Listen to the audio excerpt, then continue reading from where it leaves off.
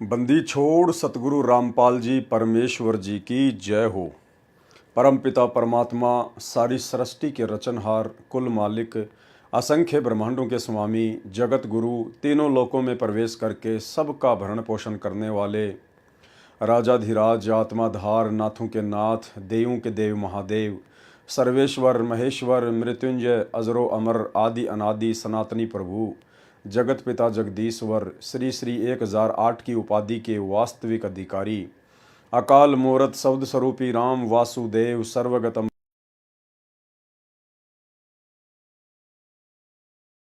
परम परम परम धनी परम वीर हक्का कदर अल्लाहु अकबर, बाखबर अल्लाह ताला, जगत के तारणहार, जगत के मुक्तिदाता, जगत के जगन्नाथ, हारे के सहारे, हिंदुओं के राम, मुसलमानों के अल्लाह, सिखों के वाहिगुरु, ईसाइयों के मसीह, दया के सागर दयानिधि, करुणा के सागर करुणानिधि, स्वयंभू परिभू, संकट मोचन, कष्ट हरण, मंगल करण, दुख भंजन, अविगत कबीर, निर्विकार निर्विषम परमात्मा, अलय अलेख सतगुरु, आदि अनादि सतगुरु, असली मर्यादा पुरुषोत्तम, असली राम, असली कृष्ण, असली घनश्याम, असली मुरारी, राजाओं के राजा, महाराजाओं के महाराजा, शहंशाहों के शहंशाह, सम्राटों के सम्राट, भगवानों के भगवान, अल्लाहों के अल्लाह, प्रभुओं के प्रभु, मसीहों के मसीह, सच्चे वाहिगुरु, बाबाओं के बाबा, पीरों के पीर, सेठों के सेठ, जगत सेठ, सावड़सा सेठ, सर्वगुण संपन्न, अनंत कोटि कलाओं के स्वामी, अनंत कोटि ब्रह्मांडों के नायक, योगियों में महायोगी, ध्यानियों में महाध्यानी, सिद्धों में परम सिद्ध, ज्ञानियों में तत्व ज्ञानी, ब्रह्म ज्ञानी, महाज्ञानी, परम ज्ञानी, सर्वश्रेष्ठ ज्ञानी, विज्ञानी, युवा कबीर, समरथ कबीर, असमवात, अमित ओजा, सच्चे रहनुमा, करीम अल्लाह, सुभान अल्लाह, दुनिया के अंतिम पैगंबर, 8 सितंबर 1951 से गांव धनाना, जिला सोनीपत, हरियाणा, भारतवर्ष की पावन भूमि पे प्रकट रियल कल की भगवान श्री नारायण साकार हरि बाबा साहेब संत श्रोमणी सतगुरु रामपाल जी परमेश्वर जी के चरण कमल में साध संगति से जुड़े हुए देश विदेश से हम सभी सत्सेवक भाई बहनों का अनंत कोटि दंडवत प्रणाम। सत्साई भाई और बहनों, पवित्र पुस्तक भक्ति और भगवान के ऊपर लगातार वीडियो बनाने की श्रृंखला जारी है। इसी श्रृंखला में आज हमारा ये 18वें नंबर का वीडियो है। भाई और बहनों, आगे हम एक भगत के इंटरव्यू पर बढ़ें उससे पहले एक छोटी सी जानकारी आप सभी साध संगति से जुड़े हुए सत्सेवक भाई बहनों को दास देना चाहेगा। सतगुरु रामपाल जी परमेश्वर जी के आशीर्वाद से, उनकी सत्य प्रेरणा से इसी पुस्तक भक्ति और भगवान में आगे चलकर जो सृष्टि रचना का विवरण दिया हुआ है, यानी परमेश्वर तकरीबन अपनी सभी पुस्तकों के अंत में सृष्टि रचना का विवरण देते ही देते हैं। तो परमेश्वर ने दास को प्रेरणा की कि सृष्टि रचना के ऊपर वीडियो बनना चाहिए, क्योंकि जिस भगत को सृष्टि रचना अच्छे से समझ में नहीं आएगी, जो भगत सृष्टि रचना के मर्म को, निष्कर्ष को, सार को नहीं समझ पाएगा, नहीं पकड़ पाएगा, वो भगत सतगुरु रामपाल जी परमेश्वर जी के यथार्थ भक्ति मार्ग को नहीं समझ पाएगा। काल कैसे और कब अपना षड्यंत्र करेगा वो नहीं समझ पाएगा। परमात्मा कब और कैसे भगत को सूक्ष्म ज्ञान के माध्यम से समझाना चाहते हैं, भगत नहीं समझ पाएगा। सतगुरुदेव भगवान के संकेतों को, इशारों को भगत नहीं समझ पाएगा। और जब इतना सब कुछ समझ ही नहीं पाएगा तो वो भक्ति मार्ग पर भी सफल नहीं हो पाएगा। तो भाई और बहनों, वर्तमान में हम सभी भगत आत्माएं इस यथार्थ 13वें कबीर पंथ में, जो सन 1994 से सतगुरु रामपाल जी परमेश्वर जी ने प्रारंभ कर दिया है, स्वयं सतलोक के राजा कबीर साहिब ने सतगुरु रामपाल जी परमेश्वर जी के रूप में आकर, इस चोले में आकर अपने सत भक्ति मार्ग को शुरू कर दिया है। काल इस सत भक्ति मार्ग के पीछे, इस सत भक्ति मार्ग को अवरुद्ध करने के लिए अपने एजेंटों के मार्फत, वो एजेंट जो सतगुरु रामपाल जी परमेश्वर जी के इर्द गिर्द उसने पैदा कर रखे हैं, सतगुरु रामपाल जी परमेश्वर जी के कलयुगी रिश्तेदारों के रूप में, भाई बंधु, बेटा बेटी, रिश्तेदार, इनके रूप में पैदा कर रखे हैं। काल इन सभी एजेंटों के मार्फत बरकस कोशिश कर रहा है कि कैसे संत रामपाल जी के मार्ग को अवरुद्ध किया जाए, कैसे इन भोली भाली आत्माओं की मर्यादा तोड़वाई जाए, कैसे इनको सतगुरु के रहम से दूर किया जाए। तो भाइयों और बहनों, जब तक हम सृष्टि रचना को नहीं समझेंगे, क्योंकि काल केवल उतना ही कर सकता है जितना उसने सतलोक में आप और हम सभी आत्माओं को भ्रमित किया था, और परमात्मा भी केवल संकेत ही करेंगे कि काल तुम्हें कैसे ठगेगा, किस प्रकार से ठगेगा, कैसे तुमने बचना है। ये सारी जानकारी भी परमात्मा ने हमारे को सूक्ष्म रूप में सृष्टि रचना के माध्यम से बता दी है।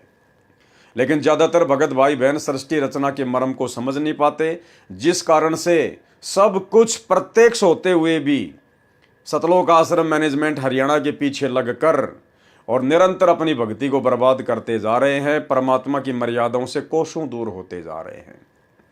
तो गुरुदेव भगवान ने दया बख्शी, दास को सत प्रेरणा की। सृष्टि रचना के ऊपर हम आगे वीडियो बनाएंगे। अभी 2, 4, 5 इंटरव्यू शेष हैं। उसके बाद अगले महीने से गुरुदेव भगवान की दया हुई, उनका आशीर्वाद हुआ, तो अक्टूबर महीने से हम लोग सृष्टि रचना के ऊपर वीडियो बनाएंगे। तकरीबन 6 से 7 वीडियो 2-2 घंटे के बनेंगे। और जिस भगत भाई बहन ने सृष्टि रचना के ऊपर वो वीडियो देख लिए और समझ लिए, तो समझ लेना आपको काल कभी भी संत रामपाल जी के भक्ति मार्ग से भ्रमित नहीं कर पाएगा। भाई और बहनों, वैसे तो सृष्टि रचना सतगुरु रामपाल जी परमेश्वर जी ने अपने सत्संगों में बताई रखी है, सैकड़ों बार सुना रखी है, लेकिन वो सृष्टि रचना जो गुरुदेव भगवान अपने सत्संगों में सुनाते हैं सरल रूप में, वो सृष्टि रचना केवल जगत वाले भाई बहनों के लिए है। लेकिन अब इस 2 कोड़ी के कुत्ते पवन दास को निमित्त बनाकर, माध्यम बनाकर परमात्मा ने साध संगतियों के माध्यम से अब जो सृष्टि रचना वीडियो के माध्यम से बताई जाएगी, समझाई जाएगी, गुरुदेव भगवान के आशीर्वाद से ये सृष्टि रचना विशेष तौर पर सतगुरु रामपाल जी परमेश्वर जी की शरण प्राप्त उन भगत भाई बहनों के लिए है जो भगत भाई बहन इतना सब कुछ ज्ञान लेने के बावजूद भी, इतने वर्षों से सतगुरु की संगति करने के बावजूद भी काल की सूक्ष्म चाल को समझ नहीं पा रहे हैं और परमात्मा की मर्यादाओं से दूर होकर बैठे हैं।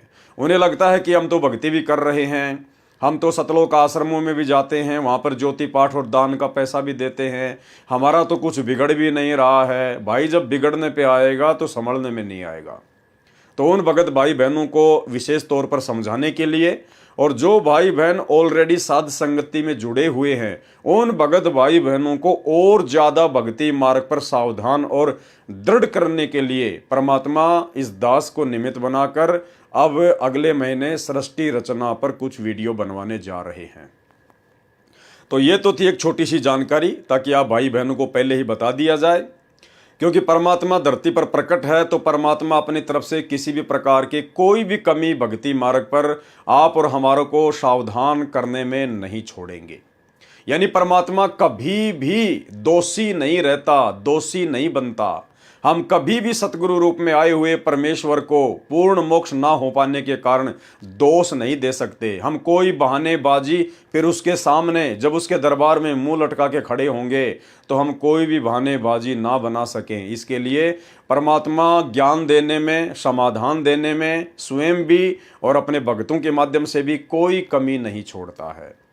तो भाइयों और बहनों, अंत में यदि कोई कमी रहेगी तो आप और हमारी ही रहेगी। तो सृष्टि रचना के ऊपर अगले महीने अक्टूबर 2024 से वीडियो बनने की श्रृंखला जारी हो जाएगी, और उसके अंतर्गत कुछ एक पुस्तकें हैं, उनका भी बीच में हवाला दिया जाएगा, ताकि हम अच्छे से समझ सकें कि काल वर्तमान में कहाँ बैठा है, काल धरती पर वर्तमान में कहाँ बैठा है, और काल किन लोगों के माध्यम से संत रामपाल जी के भक्तों को भ्रमित करने का पूरा प्रयास करेगा और कर भी रहा है। तो ये एक छोटी सी जानकारी थी सृष्टि रचना को लेकर, ताकि आप सभी भगत भाई बहन सावधान रहें, तैयार रहें अगले महीने सृष्टि रचना के ऊपर वीडियो देखने के लिए। अब हम बात करते हैं पवित्र पुस्तक भक्ति और भगवान को लेकर। एक इंटरव्यू हमने डॉक्टर ओम प्रकाश हुड्डा को लेकर लाइव चलाया। आप भाई बहनों को समझ में आ जाना चाहिए कि धरती पर वर्तमान में पूर्ण परमात्मा कबीर साहिब सतगुरु रामपाल जी परमेश्वर जी के चोले में ज्यों के त्यों सह शरीर प्रकट हैं, इसमें कोई मीन मेक नहीं है। भाइयों और बहनों, साध संगति के ये जो लाइव वीडियो चल रहे हैं या जितने भी वीडियो बनते हैं, ये वीडियो जगत के मतलब के नहीं है। जगत वालों को तो अभी ABCD से ज्ञान शुरू करना पड़ेगा, यानी संत रामपाल जी के सत्संग सुनने पड़ेंगे ज़्यादा से ज़्यादा, तभी उनको ये मार्ग समझ में आएगा। साध संगतियां परमात्मा ने केवल अपने उपदेश प्राप्त भक्तों के लिए शुरू करवाई है, क्योंकि साध संगतियों के माध्यम से भक्ति मार्ग के वो गूढ़ रहस्य खोले जाते हैं, बताए जाते हैं, जो गूढ़ रहस्य किन्हीं कारणों से सतगुरु रामपाल जी परमेश्वर सार्वजनिक तौर पर अपने सत्संगों में नहीं कह पाते हैं, लेकिन परमात्मा संकेत कर देते हैं, इशारा कर देते हैं, और अपनी पुस्तकों में परमेश्वर ने उन चीज़ों को लिख दिया है। अब साध संगति के माध्यम से परमात्मा उनका सार्वजनिक तौर पर खुलासा करवा रहे हैं, क्योंकि अब हम भगत भाई बहनों की बुद्धि परमेश्वर के उन गूढ़ रहस्यों को समझने के योग्य उन्हीं के आशीर्वाद से हो चुकी है। तो ये वीडियो वर्तमान में दुनिया के महत्व के नहीं है, लेकिन ये वीडियो वर्तमान में सतगुरु रामपाल जी परमेश्वर जी की संगत के लिए परम महत्व के हैं, परम महत्व के लिए। हम इन वीडियो को देखकर गुरुदेव के ज्ञान को समझकर और गुरुदेव के चरणों में अपनी दृढ़ आस्था बनाकर इस काल के लोक से सदा सदा के लिए बाहर निकल सकते हैं। तो आज दूसरे नंबर का जो इंटरव्यू है वो है बसंत सैनी का। बसंत सैनी जी ये हरियाणा से हैं, रोहतक जिले से, गांव गांधरा से हैं, और इनकी आप बीती सतगुरु रामपाल जी परमेश्वर जी ने अपने कर कमलों से लिखी है। प्रभु प्यासे भगत बसंत सिंह सैनी को मार्ग मिलना, केवल मार्ग मिला है भाइयों और बहनों, ध्यान रखना। बसंत सैनी को केवल परमात्मा का सत मार्ग मिला है।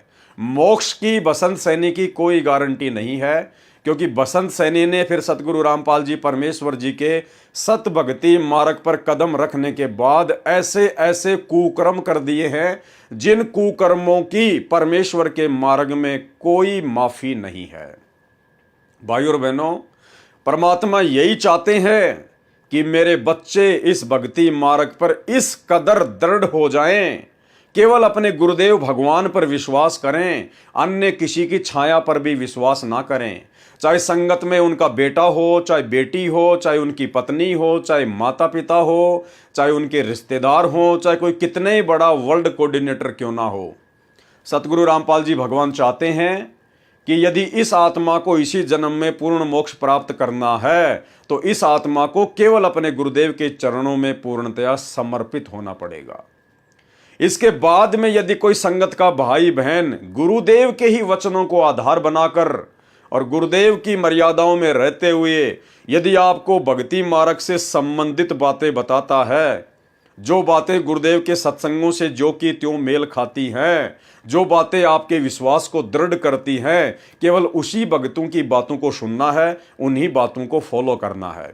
इसके अलावा अपनी खुद की परछाई पर भी विश्वास मत कर लेना। चाहे कोई कितनी मीठी मीठी बातें बताए, कोई कितनी मीठी मीठी गोलियां दे, सामने चाहे गुरुदेव का लड़का हो, चाहे लड़की हो, चाहे माता पिता हो, चाहे बेटा बेटी हो, चाहे भाई बंधु हों, चाहे उनके रिश्तेदार हों, चाहे देश का प्रधानमंत्री और राष्ट्रपति भी उपदेश लेने के बाद में आपको भ्रमित करने का प्रयास क्यों ना करे, आपने किसी की बात माननी ही नहीं है। परमात्मा कहते सुनो सबकी लेकिन करो मन की। करना वो है जो गुरुदेव भगवान ने हमें बता दिया है, जो आदेश दे दिए हैं तीनों समय की आरती के माध्यम से और अपने हजारों सत्संगों के माध्यम से। इसके अलावा हमने सभी को दो कोड़ी का जीव मान के चलना है, दो कोड़ी का तुच्छ पत्थर प्राणी मान के चलना है। हमने किसी को भी वो विशेष आदर और महत्व शोपन में भी नहीं देना है जिस विशेष आदर और महत्व के लिए सतगुरु रामपाल जी परमात्मा स्वयं धरती पर प्रकट हो चुके हैं। तो भाइयों और बहनों, हमने इतना दृढ़ होना पड़ेगा। हमने हर प्रकार की अपनी शंकाओं को दिलो दिमाग से दूर निकालकर फेंकना होगा।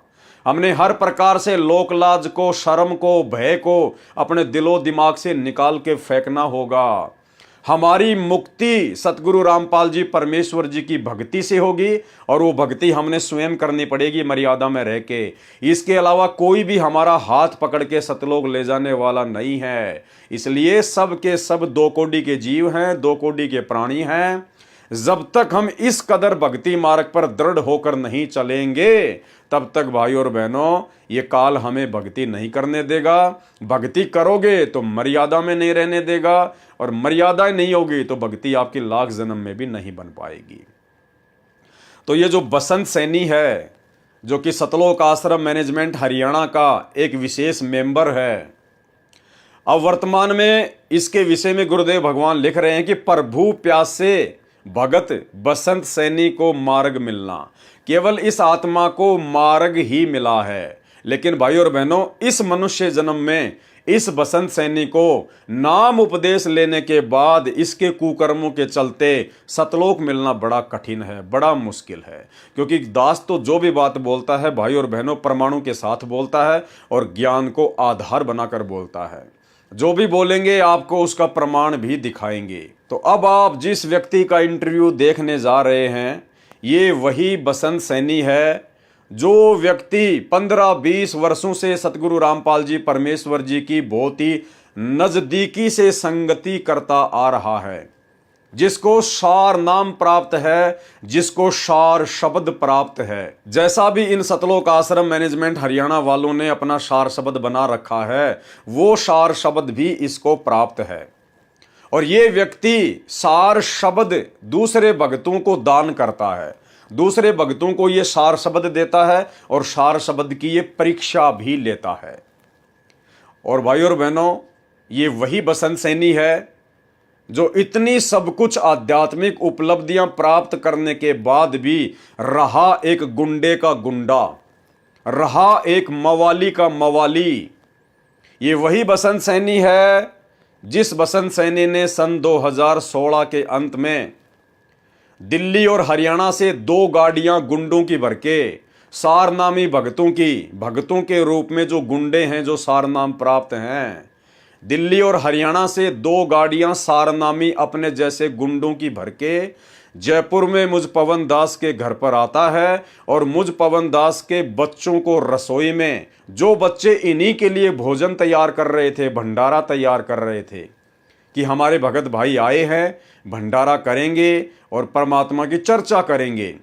लेकिन इन लोगों को चर्चा करने की कहां से फुर्सत है, इनको तो पवन दास की पिटाई करने के लिए आना था।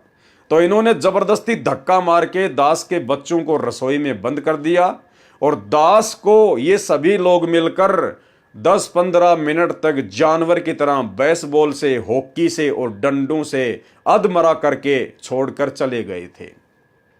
ये वही बसंत सैनी है भाई और बहनों, जिसको सार शब्द प्राप्त है। सतलोक आश्रमों में जो भक्तों का पाठ प्रकाश करता है, जो अखंड पाठ की वाणियां बोलता है बैठकर, जो भक्तों की सार नाम की परीक्षा लेता है, सार शब्द की परीक्षा लेता है, ये वही बसंत सैनी है जिसने मुझ पवन दास को जानवरों की तरह बरवाला कांड के बाद सन 2016 में जयपुर में आकर मारा। ये तो एक छोटा सा ट्रेलर, एक छोटा सा वीडियो मेरा, वो भी आपको दिखा देता हूं किस प्रकार से इन्होंने बेरहमी से जानवर की तरह मुझ दास की पिटाई की। पहले उन्होंने दास को थप्पड़ मारा, थप्पड़ मारने के बाद में जितने भी जो लोग थे सबने दास के ऊपर ताबड़तोड़ हमला कर दिया। तकरीबन 7-8 मिनट तक उन्होंने दास को हॉकी, बेसबॉल और रोड से जमल के नीचे पटक के उन्होंने दास को बुरी तरीके से मारा है। आज बंदी छोड़ का पंजा दास के हाथ पे था, वरना पुण्यात्माओं जिस तरीके से वो दास को मार रहे थे, जमल की भैंसा नहीं बच पाता, भैंसा भी उनकी मार से मर जाता है। लेकिन साहिब की दया थी, और बीच में जो अपने जो डॉक्टर भगत जी हैं, उन्होंने दास का बीच बचाव किया, नहीं तो वरना स्टूल उठा के वो लोग दास के जमल के सर पे भी जो है मारने की पूरी कोशिश कर रहे थे वो लोग। अब दास आप जी को थोड़ा सा पुण्यात्माओं दिखाना चाहेगा कि कहाँ कहाँ दास के जो है मतलब बेसबॉल वगैरह से जो चोटें आई है। पुण्यात्माओं यहाँ उन लोगों ने मारा है, पीछे कुछ हो सकता है पीठ पे भी दास की चोटें पड़ी हों।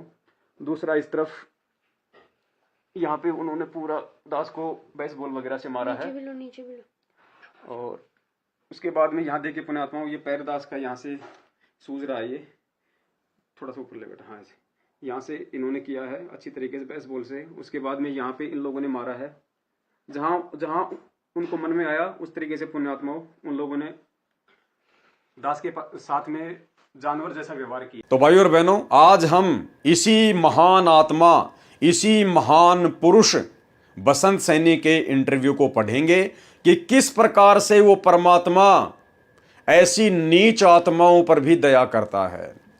ये परमेश्वर जी की दयालुता का आपको एक बहुत बड़ा उदाहरण देखने को मिलेगा।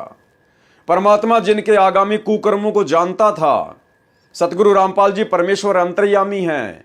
अंतर्यामी एक तुम, आत्म के आधार, और जो तुम छोड़ो हाथ तो मोय कौन उतारे पार।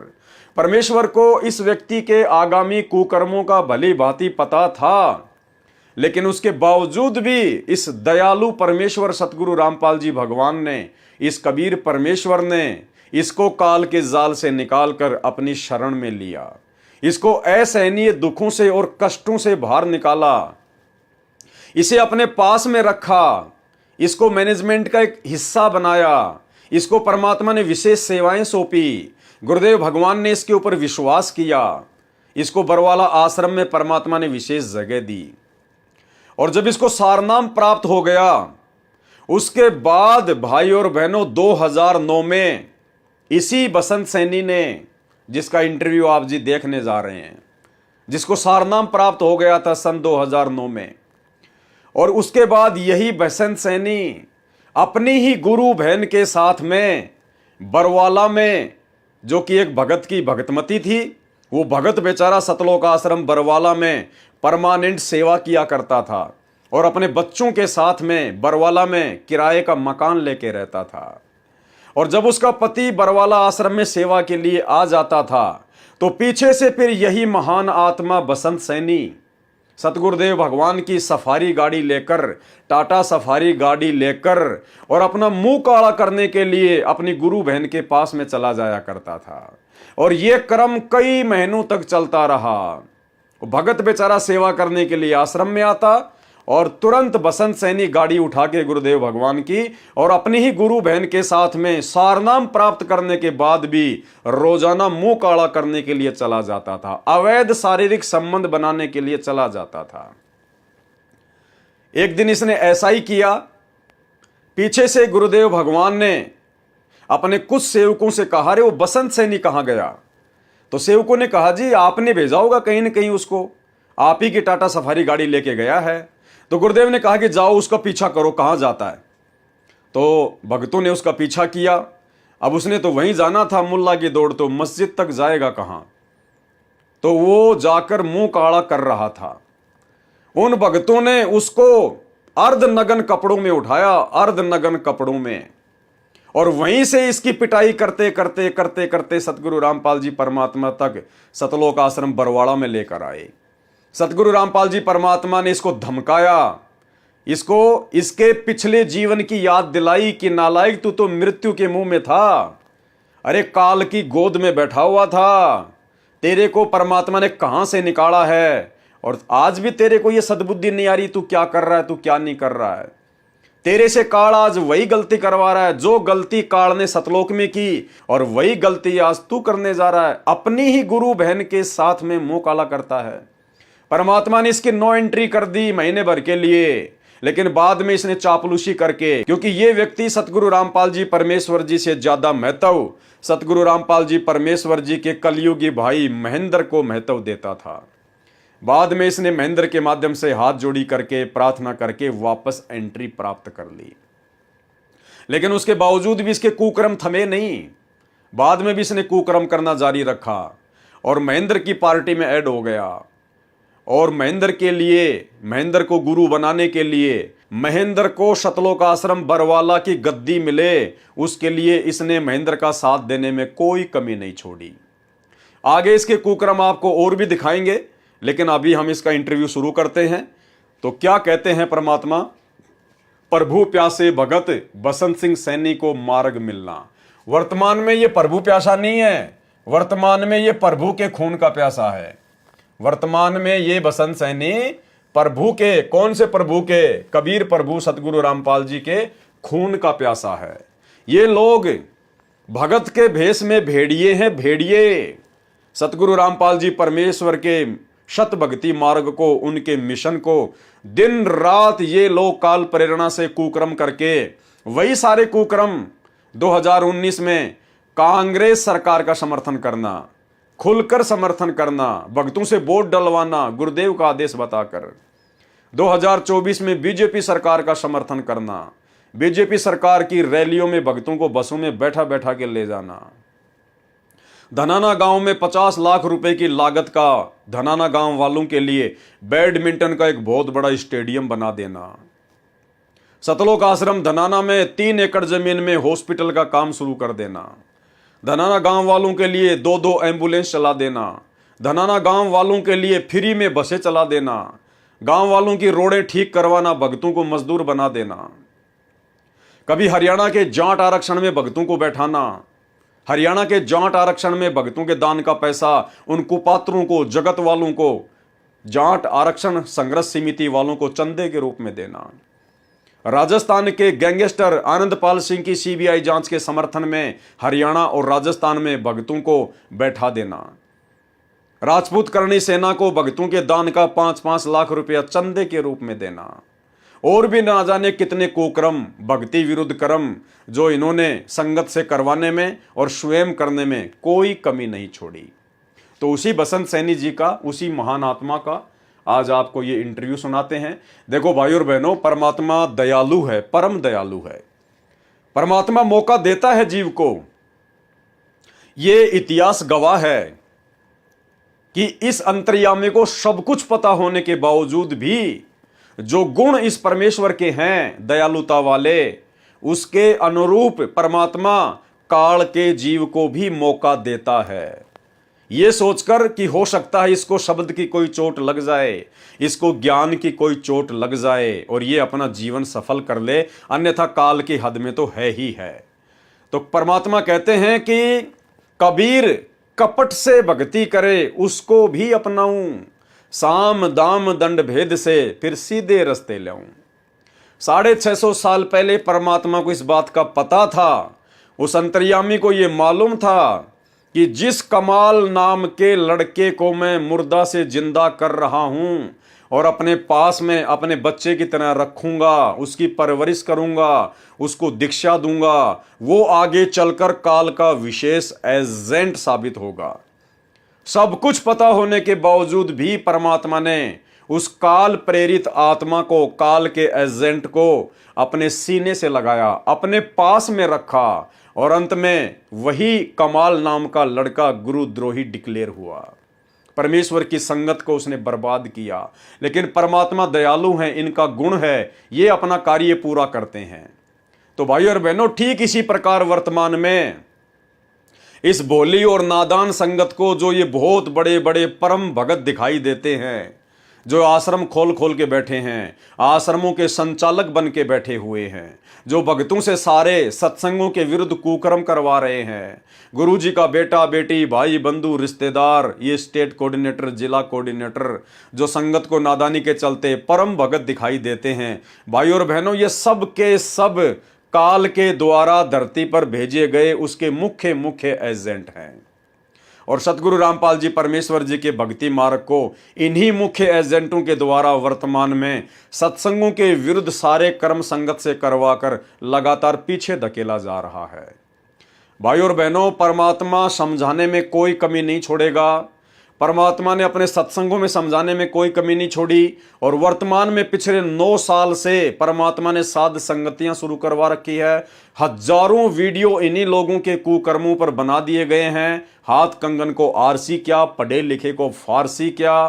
फेसबुक पेज पवन दास इस लाइव के ऊपर सारे वीडियो पड़े हुए हैं, सर्च करके देख सकते हैं। अन्यथा भाई आप स्वयं दोषी होगे, परमात्मा दोषी नहीं कहलाएगा। प्रभु प्यासे भगत बसंत सैनी को मार्ग मिलना।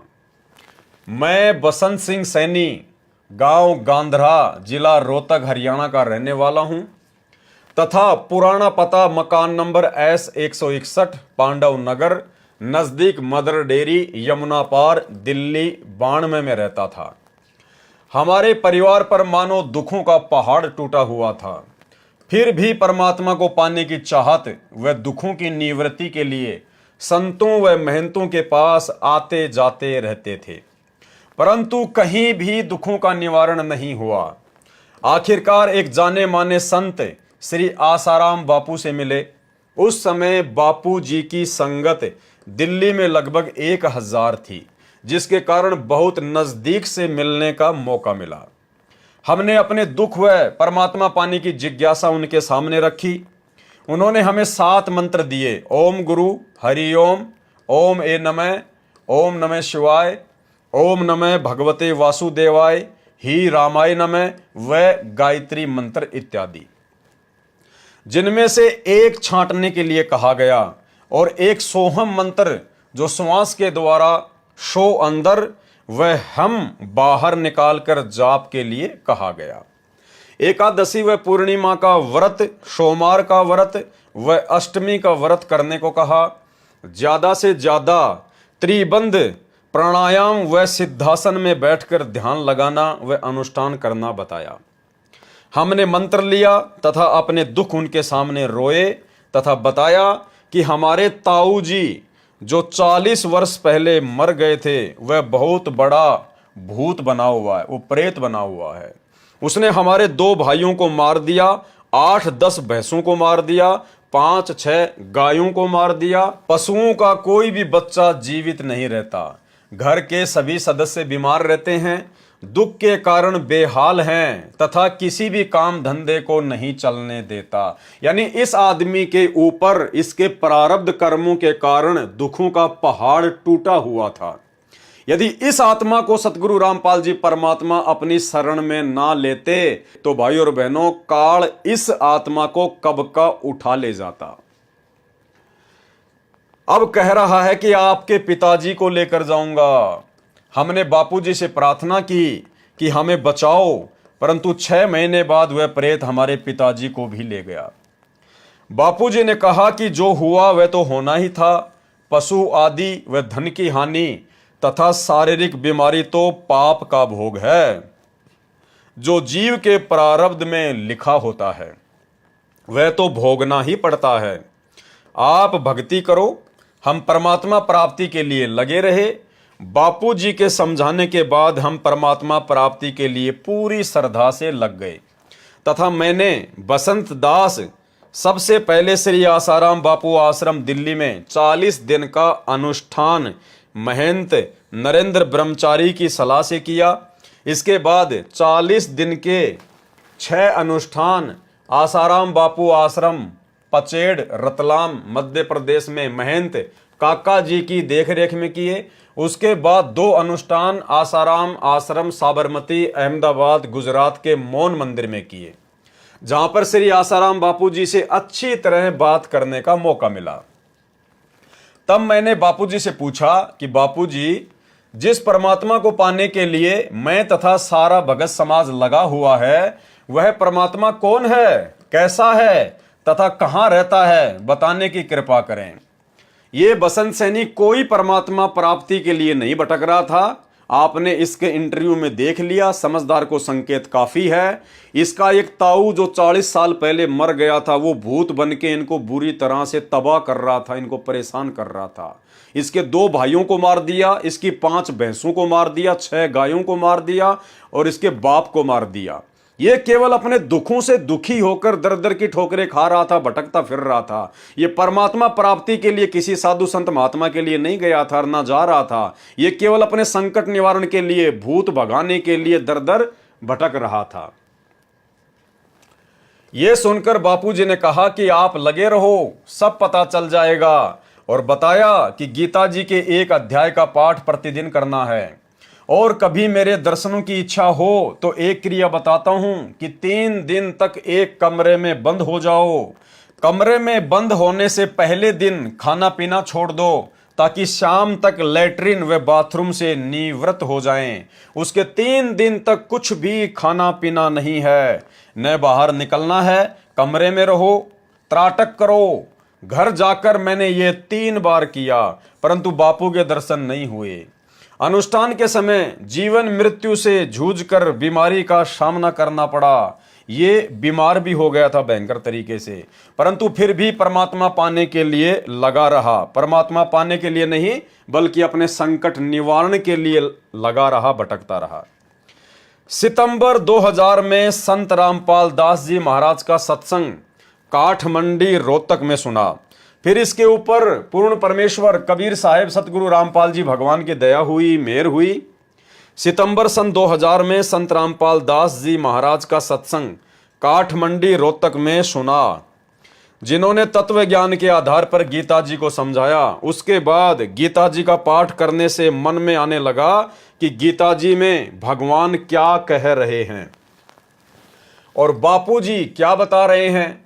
कहीं सचमुच हम भगवान के विरुद्ध तो साधना नहीं कर रहे हैं। संत रामपाल जी के द्वारा बताए गीता जी के अनुवाद को समझा तो अंतरात्मा रोने लगी तथा बापू जी से मिलकर ये सब शंकाएं पूछनी चाहिए। भाइयों और बहनों, संत रामपाल जी के सत्संग इनको सुनने को मिल गए किसी भगत के माध्यम से। भगत इसको काठमंडी के सत्संग में लेके गया। वहां इन्होंने सतगुरु रामपाल जी परमेश्वर जी के सत्संग सुने और सत्संग सुनकर ये कह रहे हैं कि मैं रोने लग गया और मेरे सारी बातें समझ में आने लगी। उसके बाद ये आसाराम जी के पास में गए। उसके बाद ये पुनः आसाराम जी के पास में गए, क्योंकि इनको आसाराम जी ही बहुत बड़े संत दिखाई दे रहे थे। संत रामपाल जी उसके बाद भी इनको संत रूप में दिखाई नहीं दे रहे थे। उसके बाद भी ये आसाराम जी के पास चले गए। भाइयों और बहनों, जो अच्छी आत्मा होती है परमात्मा की, उसकी पहचान बताई है गुरुदेव भगवान ने। उसकी पहचान बताई है। जो आत्मा युगों युगों से सतगुरु रामपाल जी परमेश्वर जी की शरण ग्रहण करती हुई आ रही है, जो आत्मा वास्तव में प्रभु की प्यासी है, उस आत्मा की परमात्मा ने एक पहचान बताई है। गुरुदेव भगवान कहते हैं ज्ञान का और घाम का चमका सा होता है। जिसको ये परमात्मा, ये पूर्ण संत समझ में आना होगा, जिन्हें इनके तत्व ज्ञान वाले सत्संग समझ में आने होंगे, उस आत्मा को केवल एक चिंगारी लगाने की आवश्यकता है। चिंगारी लगाने की, यदि वो पिछले जन्म जन्मांतरों की पुण्यकर्मी आत्मा है तो ज्ञान का और घाम का चमका सा होता है। जिसने समझना होता है वो एक झटके में समझ जाता है, अन्यथा भाइयों और बहनों वो फिर दर दर की ठोकरें ही खाता रहता है। वो आत्मा फिर भक्ति मार्ग पर सफल होने वाली आत्माओं में से नहीं है। जिस प्रकार गुरुदेव ने बताया कि दो दीपक हैं। एक ऐसा दीपक है जिसके अंदर तेल भी है और जिसमें बत्ती भी है, लेकिन किसी कारण से वो बुझ गया है। हवा के झोंके से वो दीपक बुझ गया है जिसमें ज्योति भी है और घी भी है। एक दीपक ऐसा है जो बिल्कुल नया है, बिल्कुल नया। उसमें पहली बार घी डाला जा रहा है और पहली बार उसमें ज्योति डाली जा रही है। अब भाइयों और बहनों, जिस दीपक में पहले से घी भी था और बत्ती भी थी, उसको जैसे ही आप जी जरा सी चिंगारी दिखाओगे, एक माचिस में, एक माचिस की तिल्ली में वो तुरंत जल उठेगा, क्योंकि वो पहले से जलता आ रहा था लेकिन किसी कारण से वो बुझ गया।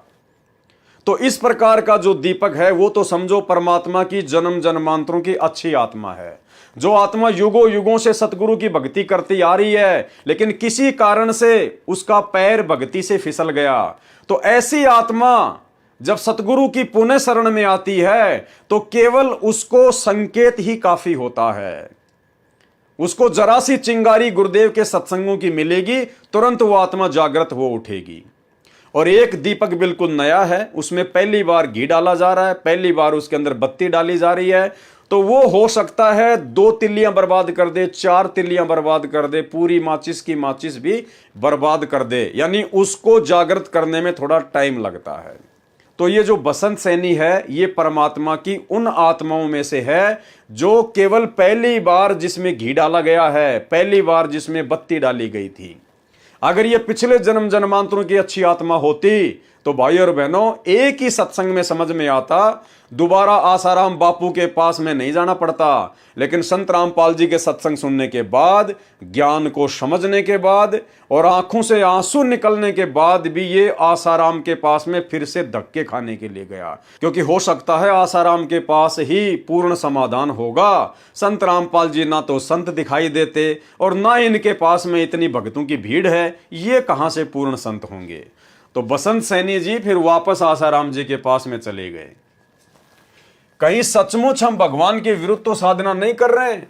संत रामपाल जी के द्वारा बताए गीता जी के अनुवाद को समझा तो अंतरात्मा रोने लगी। अरे सत्संग सुनकर जिसकी आत्मा रोने लग जाएगी वो आसाराम के पास धक्के खाने नहीं जाता।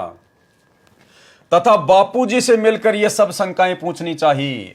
अरे बापूजी से तू 10-15 साल तक जुड़ा हुआ था मेरे भाई, ना जाने तूने कितने बापू बना लिए थे संत रामपाल जी से पहले।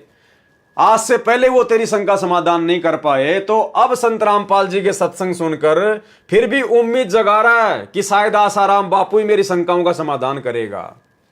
तथा बापू जी से मिलकर ये सब शंकाएं पूछनी चाहिए। मैं बापू जी के पास गीता लेकर गया तथा गीता जी को दिखाकर सब शंकाएं पूछी, परंतु बापू जी ने किसी भी शंका का समाधान नहीं किया। मैंने बापूजी से कहा कि बापूजी, आपको परमात्मा के बारे में नहीं पता तो आप भगत समाज को अपने पास क्यों उड़जा रहे हो। इस पर बाबूजी मेरी तरफ घूर कर बोले कि तू क्या जाने भक्ति के विषय में। मैं उठकर रोता हुआ अपने घर आ गया। परमात्मा की प्राप्ति न होने से तथा उलझे हुए जीवन को देखते हुए तथा हट रूपी अनुष्ठान व व्रतों के करने से शरीर काफी कमजोर हो गया था और मृत्यु नजदीक दिखाई देने लगी। फिर अन्य संतों के पास में गया। उसके बाद संत रामपाल जी से सत्संग सुनने के बाद भी फिर ये दोबारा आसाराम के पास गया। उसके बाद फिर अन्य राधा स्वामी पता नहीं कितने संतों के पास में भटका ये, तो इसको ज्ञान का चमका नहीं हुआ। ये संत रामपाल जी की उन विशेष आत्माओं में से नहीं है जो आत्मा युगों युगों से उनकी भक्ति करती हुई आ रही है। अन्यथा संत रामपाल जी के सत्संग सुनने के बाद और सत्संग सुनकर आंखों से आंसू निकलने के बाद ये ना जाने कितने संतों के पास में और धक्के खाने के लिए चला गया। परमात्मा की प्राप्ति न होने से तथा उलझे हुए जीवन को देखते हुए तथा हट रूपी अनुष्ठान व व्रतों के करने से शरीर काफी कमजोर हो गया और मृत्यु नजदीक दिखाई देने लगी। फिर अन्य संतों राधा स्वामी पंथ, धन धन सतगुरु पंथ, श्री सतपाल जी महाराज, श्री बाल योगेश्वर जी महाराज, दिव्य ज्योति, ब्रह्म कुमारी, निरंकारी मिशन, जय गुरुदेव मथुरा वाले आदि के पास भटका। परंतु जो निर्णायक ज्ञान संत रामपाल जी महाराज ने बताया वह उपरोक्त किसी भी संत व पंथ के पास नहीं है। मतलब संत रामपाल जी से सत्संग सुनने के बाद में दूसरे संतों और पंथों के पास में ये केवल इसलिए भटकता रहा कि क्या वास्तव में संत रामपाल जी का ज्ञान सही है। अरे ये निर्णय उन पंथों में जाके थोड़ी करना था मेरे भाई। ये निर्णय तो परमात्मा जो पुस्तकें दिखा रहे थे, जो ज्ञान बता रहे थे, उन सत्संगों को सुन के करना था। वह उपरोक्त किसी भी संत व पंथ के पास नहीं है। मैं पश्चाताप करने लगा कि इस समय शायद पृथ्वी पर कोई भी संत ऐसा नहीं है जिसको परमात्मा प्राप्ति हुई हो। देखा, संत रामपाल जी के सत्संग सुनने के बाद में दर दर भटका और फिर क्या सोच रहा है कि मैं पश्चाताप करने लगा कि इस समय शायद पृथ्वी पर कोई भी संत ऐसा नहीं है जिसको परमात्मा की प्राप्ति हुई हो और जो ये बता सके कि वह परमात्मा कौन है, कैसा है और कहां रहता है। ये विचार करके मैं फूट फूट कर रातों में रोता रहा। संतों से विश्वास उठ गया।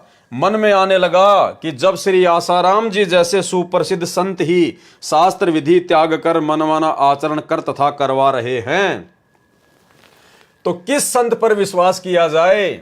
और फिर संत रामपाल जी के बारे में इनके क्या विचार थे उनके सत्संग सुनने के बाद भी। भाई और बहनों, संत रामपाल जी ज्ञान तो श्रेष्ठ बता रहे हैं, परंतु इनके पास जन समूह कुछ भी नहीं है। इनके पास में भक्तों की भीड़ नहीं है।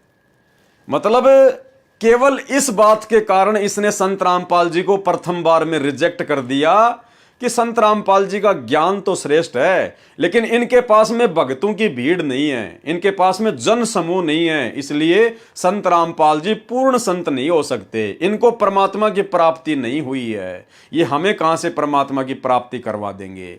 यानी भाई और बहनों, समझदार को संकेत काफी है।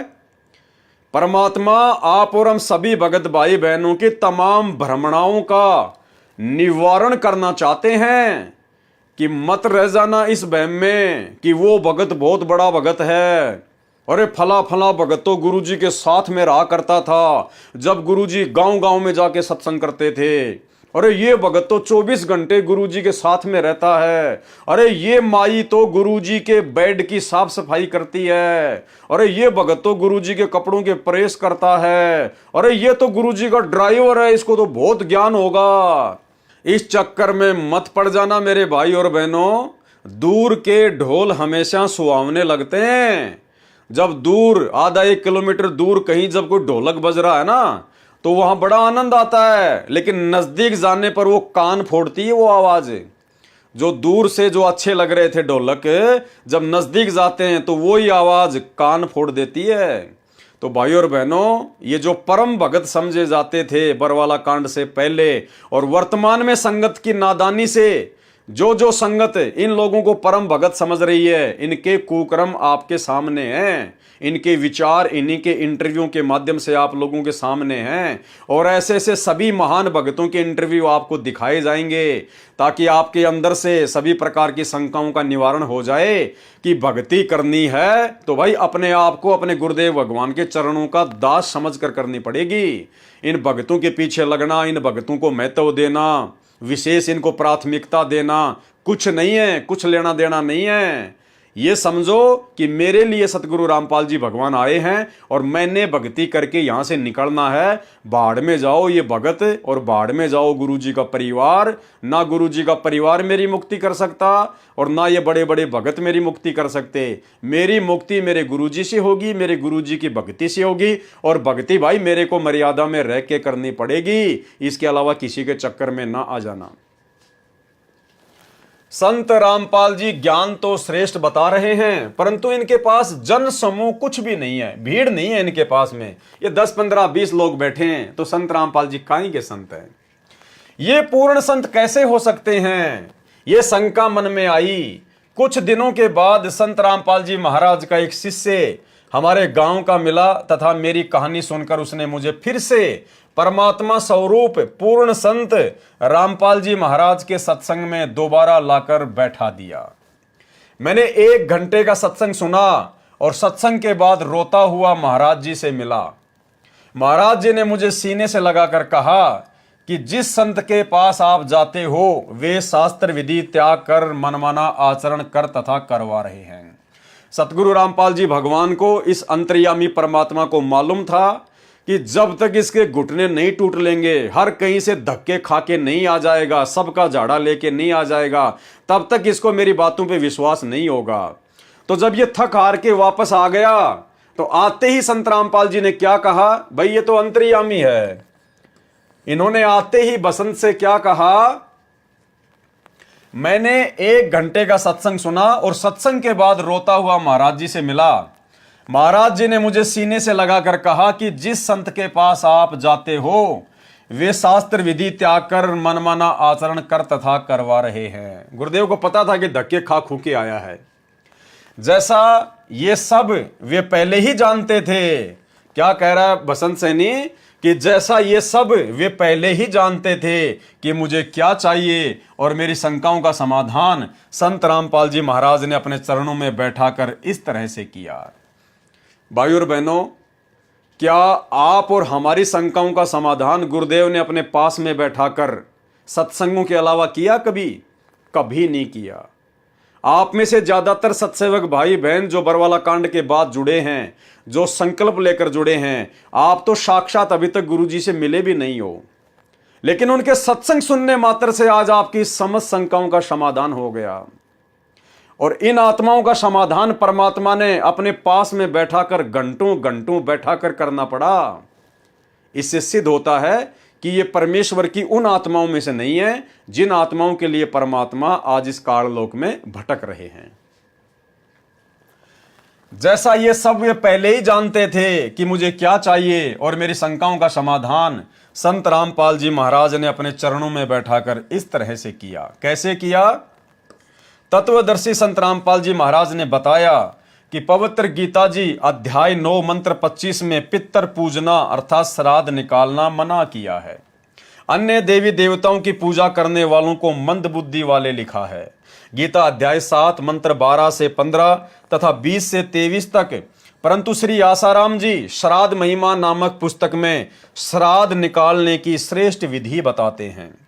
संत श्री आसाराम जी के साबरमती अहमदाबाद आश्रम से प्रकाशित पत्रिका ऋषि प्रसाद अंक नंबर 135 मार्च 2004 में लिखा है कि भूत पूजने वाले तथा पितरों को पूजने वाले तथा अन्य देवी देवताओं को पूजने वाले क्या बनेंगे? पढ़िए पत्रिका के अगले अंक में।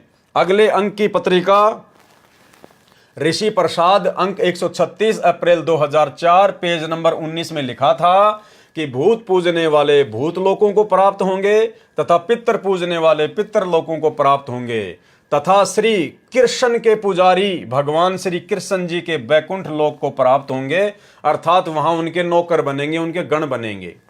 विचार श्री आसाराम जी द्वारा प्रकाशित श्राद्ध महिमा नामक पुस्तक में पितर पूजने की अच्छी विधि भी लिखी है, यानी पितर पूजने की बहुत ही अच्छी विधि संत श्री आसाराम जी बताते हैं कि पितर पूजने की भी बहुत अच्छी विधि केवल मेरे पास ही है। कृपया सोचें, कोई व्यक्ति यह भी कह रहा हो कि कुएं में गिरने वाले मृत्यु को प्राप्त होते हैं, फिर स्वयं ही कुएं में गिरने का परामर्श भी कर रहा है तथा कह रहा है कि कुएं में गिरने की अच्छी विधि बताता हूं कि दोनों कदम उठाकर एकदम छलांग लगाएं, यह कुएं में गिरकर मरने की श्रेष्ठ विधि है, जो ऐसा नहीं करता वह दोषी है। यानी अपनी पत्रिका ऋषि प्रसाद में श्री आसाराम जी ये भी लिखते हैं कि भूत पूजने वाले भूत बनेंगे, पितर पूजने वाले पितर बनेंगे, और फिर अपनी पुस्तक में ये भी लिख रहे हैं कि मेरे पास में श्राद्ध निकालने की सर्वश्रेष्ठ विधि है।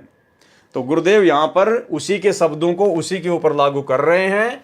कोई व्यक्ति कहे कि कुएं में गिरने वाले मृत्यु को प्राप्त होते हैं, अर्थात भूत पूजने वाले भूत बनते हैं, फिर स्वयं ही कुएं में गिरने का परामर्श भी कर रहा है कि मेरे पास में श्राद्ध निकालने की अर्थात भूत बनाने की उत्तम विधि है, तथा कह रहा है कि कुएं में गिरने की अच्छी विधि बताता हूं कि दोनों कदम उठाकर एकदम छलांग लगाएं, ये कुएं में गिरकर मरने की श्रेष्ठ विधि है, जो ऐसा नहीं करता वह दोषी है। क्या वह व्यक्ति नेक है? ये भूमिका श्री आसाराम जी संत कर रहे हैं कि एक तरफ तो कह रहे हैं कि पितर व भूत पूजने वाले भूत व पितर बनकर भूत लोक व पितर लोक में जाएंगे, जहां पर वे भूखे प्यासे रहते हैं, फिर उनको श्राद्धों द्वारा तृप्त किया जाता है। एक और विचारणीय विषय है कि जब अपने माता पिता जीवित थे तो वे प्रतिदिन कम से कम 2 बार भोजन करते थे। अब मृत्यु के पश्चात वे श्री गीता जी विरुद्ध साधना करके दुखदायी भूत व पितर जूनी को प्राप्त कर चुके हैं। अब एक दिन के श्राद्ध से वे कैसे तृप्त हो सकते हैं? 364 दिन क्या खाएंगे? जिसके लिए संत आसाराम जैसे गुरुजन दोषी हैं, जो भोली भाली आत्माओं को गुमराह कर रहे हैं। शास्त्र ज्ञान से अपरिचित संत ही इस जीव को शास्त्र विधि रहित साधना करवाकर दुखदायी योनियों में डलवाते हैं। श्री आसाराम जी श्री शिव जी की उपासना का मंत्र ओम नमः शिवाय व श्री विष्णु जी का मंत्र ओम नमो भगवते वासुदेवाय बताते हैं। इसी के अतिरिक्त हरिओम, ओम गुरु आदि नामों में से कोई एक मंत्र अपनी इच्छा अनुसार चुन लेने को कहते हैं तथा सोहम को 2 हिस्से करके श्वास द्वारा स्मरण करना आदि मंत्र देते हैं, जो किसी शास्त्र में प्रमाण नहीं है। विचार करें, कोई रोगी जिसके पेट में दर्द हो किसी वैद्य के पास इलाज के लिए प्रार्थना करे, वैद्य उसके आगे 6 गोलियां डालकर कहे कि तेरी इच्छा हो इनमें से एक उठा ले, क्या वह वैद्य हो सकता है? पवित्र गीता जी अध्याय 8 मंत्र 13 में कहा है कि ओम इति एकाक्षरम ब्रह्म व्यवहरण माम अनुस्मरण ये प्रयाति तजन देहम स याति परमाम गतिम। इसका शब्दार्थ है कि गीता बोलने वाला ब्रह्म अर्थात काल कह रहा है कि माम ब्रह्म, मुझ ब्रह्म का तो इति यह एक ओम एकाक्षरम ओम एक अक्षर है, व्यवहारण उच्चारण करके अनुस्मरण सुमरण करने का ये जो साधक तजन देहम शरीर त्यागने तक अर्थात अंतिम श्वास तक पर्याति स्मरण साधना करता है, स वह साधक ही मेरे वाली परमाम गतिम परम गति को याति यानी प्राप्त होता है। भावार्थ है कि श्री कृष्ण जी के शरीर में प्रेत वर्त प्रवेश करके ब्रह्म अर्थात हजार भुजा वाला ज्योति निरंजन काल कह रहा है कि मुझ ब्रह्म की साधना केवल एक ओम नाम से मृत्यु पर्यंत करने वाले साधक को मुझसे मिलने वाला लाभ प्राप्त होता है। अन्य कोई मंत्र मेरी भक्ति का नहीं है तथा अपनी गति को भी गीता अध्याय 7 श्लोक 18 में अनुतमाम अर्थात अति घटिया बताया है। इसी का प्रमाण गीता अध्याय 9 मंत्र 20 से 25 में कहा है कि जो तीनों वेदों ऋग्वेद यजुर्वेद तथा सामवेद में वर्णित विधि द्वारा मेरी साधना करते हैं तथा अन्य देवताओं की पूजा करते हैं उनकी जन्म मृत्यु तथा स्वर्ग नरक बना रहता है तथा पितृ पूजने वाले श्राद्ध करने वाले पितृ बनकर पितरों को प्राप्त होते हैं। भूत पूजने वाले 13वीं 17वीं बरसी अस्थियां उठाकर गंगा आदि में क्रिया करवाकर परवाह करवाना पिंड भरवाना आदि भूत पूजा है। भूत बनकर भूतलोक में चले जाएंगे फिर पृथ्वी पर भी भटकते रहेंगे। ये पूजा अविधि पूर्वक अज्ञान पूर्वक मनमाना आचरण है, इसलिए व्यर्थ है। प्रमाण गीता अध्याय 16 मंत्र 23-24 विशेष यहां चौथे अथर्ववेद का विवरण इसलिए नहीं है कि इसमें पूजा विधि कम तथा सृष्टि रचना अधिक है। इसलिए गीता अध्याय 18 मंत्र 62 में कहा है कि उस परमात्मा की शरण में जा जिससे तेरी पूर्ण मुक्ति होगी तथा परम शांति तथा शाश्वत स्थान अर्थात सत्य लोक को प्राप्त होगा। तथा गीता अध्याय 15 मंत्र 4 में कहा है कि तत्वदर्शी संत मिलने पर उसके बताए अनुसार शास्त्र विधि अनुसार साधना करनी चाहिए, फिर उस परम पद परमेश्वर की खोज करनी चाहिए जहां जाने के पश्चात साधक का कभी जन्म मृत्यु नहीं होता अर्थात अनादि मोक्ष प्राप्त हो जाता है। गीता बोलने वाला काल अर्थात क्षर पुरुष ब्रह्म कह रहा है कि मैं भी उसी आदि पुरुष परमेश्वर की शरण में हूं। संत रामपाल जी महाराज ने बताया कि अन्य सर्व संत कहते हैं कि पाप का भोग तो प्रारब्ध में लिखा होने के कारण जीव को भोगना ही पड़ता है। भक्ति करते रहना चाहिए, आने वाला दूसरा जीवन सुखमय हो जाएगा। कृपया विचार करें, किसी के पैर में कांटा लगा हो जिस कारण से उसे बहुत पीड़ा हो रही हो, उस कांटे के कष्ट के निवारण के लिए किसी से प्रार्थना करें तो उत्तर मिले कि कांटा तो लगा रहने दे, जूता पहन ले, भविष्य में कांटा नहीं लगेगा। क्या वह व्यक्ति ठीक सलाह दे रहा है? क्योंकि कांटा लगे पैर में जूता पहना ही नहीं जा सकता। पहले कांटा निकले फिर इस डर से जूता पहनेगा कि कहीं दोबारा कांटा ना लग जाए। ठीक इसी प्रकार पूर्ण परमात्मा के पूर्ण संत की शरण में आने से पाप रूपी कांटे का कष्ट समाप्त होता है। फिर साधक पूर्ण प्रभु की शास्त्र विधि अनुसार साधना रूपी जूता इस डर से पहनेगा कि कहीं फिर से कोई पाप रूपी कांटा कष्टदायक न हो जाए। श्री आसाराम जी ने पवित्र गीता जी के अनुवाद में अर्थों का अनर्थ किया है। गीता अध्याय 7 मंत्र 18 व 24 में अनुत्तमाम का अर्थ श्री आसाराम जी ने अति उत्तम किया है तथा व्रज का अर्थ आना किया है, जबकि अनुत्तम का अर्थ अति घटिया होता है तथा व्रज का अर्थ जाना होता है। तत्व ज्ञान के अभाव से तथा तत्व ज्ञानहीन गुरुओं के कारण ही सर्व भगत समाज शास्त्र विधि रहित साधना करके मनुष्य जीवन व्यर्थ कर रहा है। पवित्र गीता अध्याय 16 मंत्र 23-24 सर्व पवित्र धर्मों की पवित्र आत्माएं तत्व ज्ञान से अपरिचित है, जिस कारण नकली गुरुओं संतों महंतों तथा ऋषियों का दाव लगा हुआ है। जिस समय पवित्र भगत समाज आध्यात्मिक तत्व ज्ञान से परिचित हो जाएगा, उस समय नकली संतों गुरुओं व आचार्यों को छुपने का स्थान नहीं मिलेगा। तो आगे फिर बसंत सैनी ने क्या कहा? उपरोक्त सच्चाई को आंखों देखकर मैं तथा अन्य परिवार के सदस्य संत रामपाल महाराज के चरणों में लगे हैं। पूरे परिवार में कोई बीमारी नहीं रही। ये तो भाई परमात्मा के गुण हैं। अगर परमात्मा की शरण ग्रहण करेंगे और जितने दिन मर्यादा में रहकर भक्ति करेंगे तो परमात्मा तो दया बख्शते ही हैं। पूरे परिवार में कोई बीमारी नहीं रही। और जो भूत कभी परिवार के किसी सदस्य को मार देते थे, किसी पशु को मार देते थे, काम धंधे को नहीं चलने देते थे, वे घर से ही नहीं गांव से भी भाग गए तथा दूसरे रिश्तेदारों के घर चले गए जो अब भी श्री आसाराम जी के पुजारी हैं। वहां जाकर भूत कहते हैं कि उनके बसंत आदि के घर तो परमात्मा का निवास हो गया, उनको परमात्मा स्वरूप पूर्ण संत मिल गए हैं, हम उनके पास नहीं जा सकते। संत रामपाल जी से उपदेश के पश्चात हम पूरी तरह से स्वस्थ व सुखी जीवन जी रहे हैं। हमारे परिवार व रिश्तेदारों के लगभग 200 सदस्यों ने संत रामपाल जी महाराज का उपदेश प्राप्त कर लिया है, जो पहले श्री आसाराम जी महाराज के शिष्य थे। संत रामपाल जी के द्वारा बताए तत्व ज्ञान को समझकर लगभग 10,000 श्री आसाराम जी के शिष्य भी सतगुरु रामपाल जी महाराज जी की शरण में आ चुके हैं। वे भी मेरे की तरह पश्चाताप कर रहे हैं। मेरी भगत समाज से प्रार्थना है कि जिनको भी परमात्मा पाने की तड़प है, तलाश है, उनसे प्रार्थना है कि वे परमात्मा स्वरूप पूर्ण संत रामपाल जी महाराज के चरणों में आकर अपने जीवन को सुखी बनाएं तथा परमात्मा को प्राप्त करें। भगत बसंत दास। तो भाइयों और बहनों, इंटरव्यू आपने देख लिया। परमात्मा के गुण हैं। परमात्मा एक नौका की भांति है। नौका में चाहे किसी मनुष्य को बैठाया जाए या चाहे घास फूस डाल दी जाए, नौका का काम है उन सब को पार उतारना। तो इसका मतलब ये नहीं है कि सतगुरु रामपाल जी परमात्मा की शरण में आने के बाद आप चाहे मर्यादा तोड़कर भक्ति करते रहें और परमात्मा आपको दूसरे किनारे लगा देगा। नहीं, परमात्मा का स्वभाव है, वो पापी से पापी को भी उपदेश देता है, अच्छी आत्मा को भी उपदेश देता है। परमात्मा सबके ऊपर समान रूप से दया करता है क्योंकि वे समदृष्टि हैं। लेकिन भक्ति मार्ग में आने के बाद जो जैसे कर्म करेगा, मोक्ष तो फिर उसके कर्मों के ऊपर है। तो भाइयों और बहनों, इंटरव्यू आपने पूरा देख लिया। अब आपको इस बसंत सैनी का एक सबसे घटिया कुक्रम बताते हैं।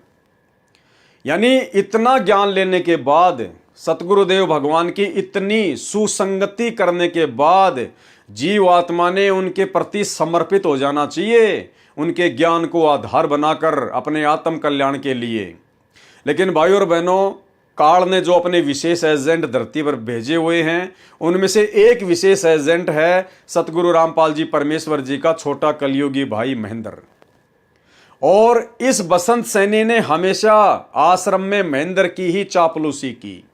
हमेशा इसने महेंद्र की बातों को ज्यादा महत्व दिया और महेंद्र ने पूरी कोशिश की कि आश्रम की गद्दी मुझे प्राप्त हो। उसके अंदर महंत बनने की चाहत थी, वर्तमान में भी है। लेकिन ये तो परमात्मा के तत्व ज्ञान ने उसकी इस मनवांछित जिज्ञासा के ऊपर पानी फेर दिया, क्योंकि इन्होंने बहुत पहले एक षड्यंत्र रचा था। महेंद्र ने सन 2005 से पहले ही एक षड्यंत्र रच डाला था और उस षड्यंत्र का मुख्य हिस्सा ये बसंत सैनी भी था। भाइयों और बहनों, जब परमात्मा को इन सब बातों का पता चला तो परमात्मा ने अपने सत्संगों में कहना शुरू कर दिया कि मेरे सतलोक जाने के बाद में कोई भी शरीर रूप में गुरु नहीं होगा। यानी गुरुदेव ने स्पष्ट कर दिया था कि जब मैं सतलोक चला जाऊंगा उसके बाद ना तो मेरा बेटा गुरु बनेगा, ना मेरी बेटी बनेगी, ना मेरा भाई बनेगा, ना मेरा कोई भगत गुरु पद पे बैठेगा। केवल मेरे नूरी शरीर से, इलेक्ट्रॉनिक शरीर से, डीवीडी से, लैपटॉप से, कंप्यूटर से, यानी जो भी उपकरण होंगे उस समय, उन्हीं के माध्यम से हजारों वर्षों तक ये नाम दीक्षा दिलाई जाएगी। अन्यथा महेंद्र ने और महेंद्र की चापलूसी करने वाले इस बसंत ने और इनकी जैसी घटिया मानसिकता व सोच वाले अन्य लोगों ने पूरा षड्यंत्र सेट कर लिया था।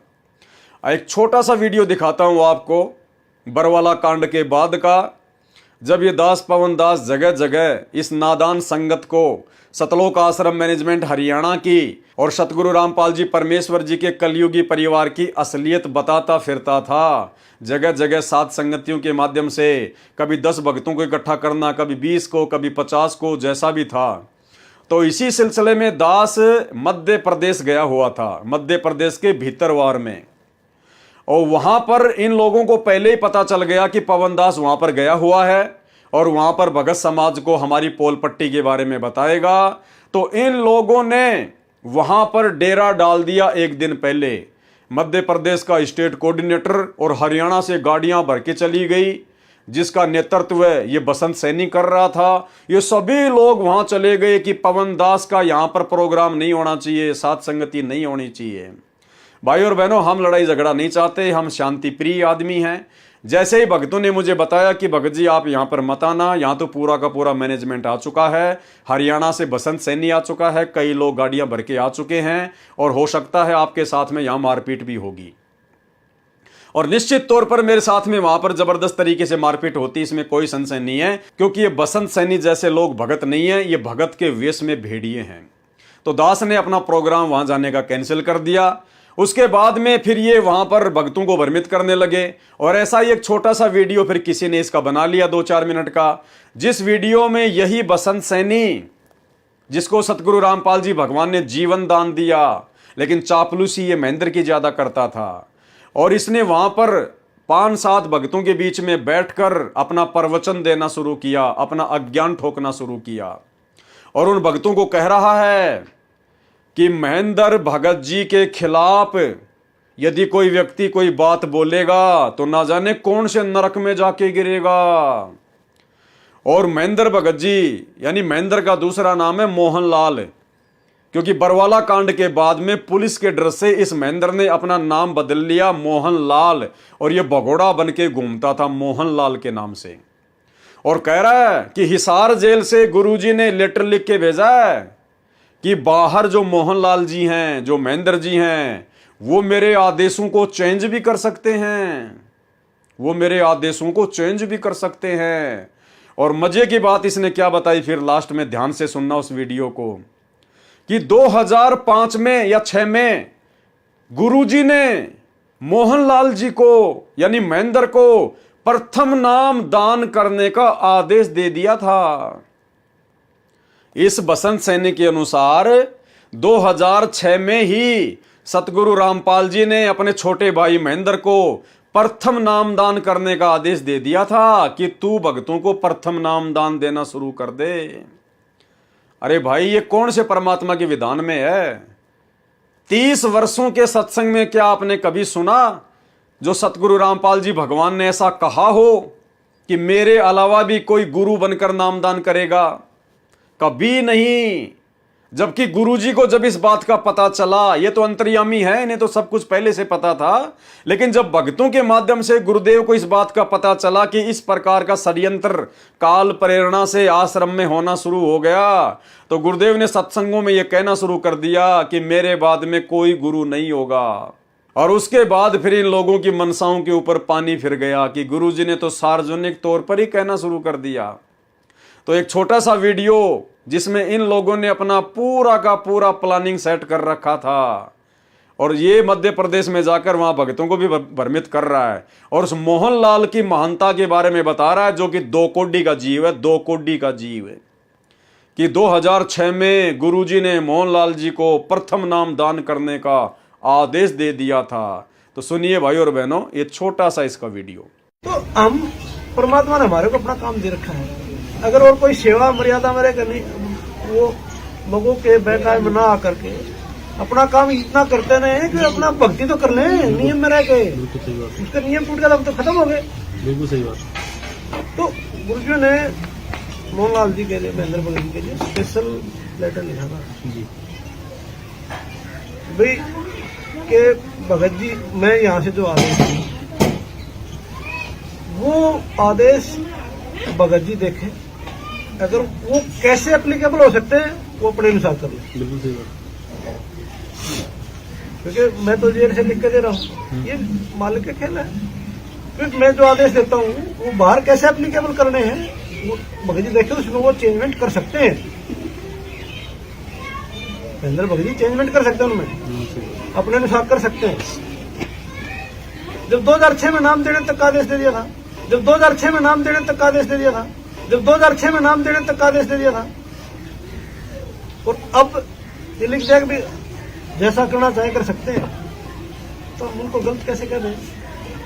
और गुरुजी ने कहा एक लटात पीछे जो महेंद्र भगत जी के बारे में जो गलत सोचता है, पता नहीं कौन है नरक में जाएगा, यहाँ तक लिखा था गुरुजी ने। तो भाइयों और बहनों, ये वीडियो आपने सुन लिया, जो कि सरासर सतगुरु रामपाल जी परमात्मा के सत्संगों के विरुद्ध है, परमात्मा के वचनों के विरुद्ध है, उनकी आज्ञा के विरुद्ध है। केवल यहां पर इस चापलूस व्यक्ति के द्वारा उस काल एजेंट महेंद्र को महत्वता दी जा रही है संगत के बीच में बैठकर।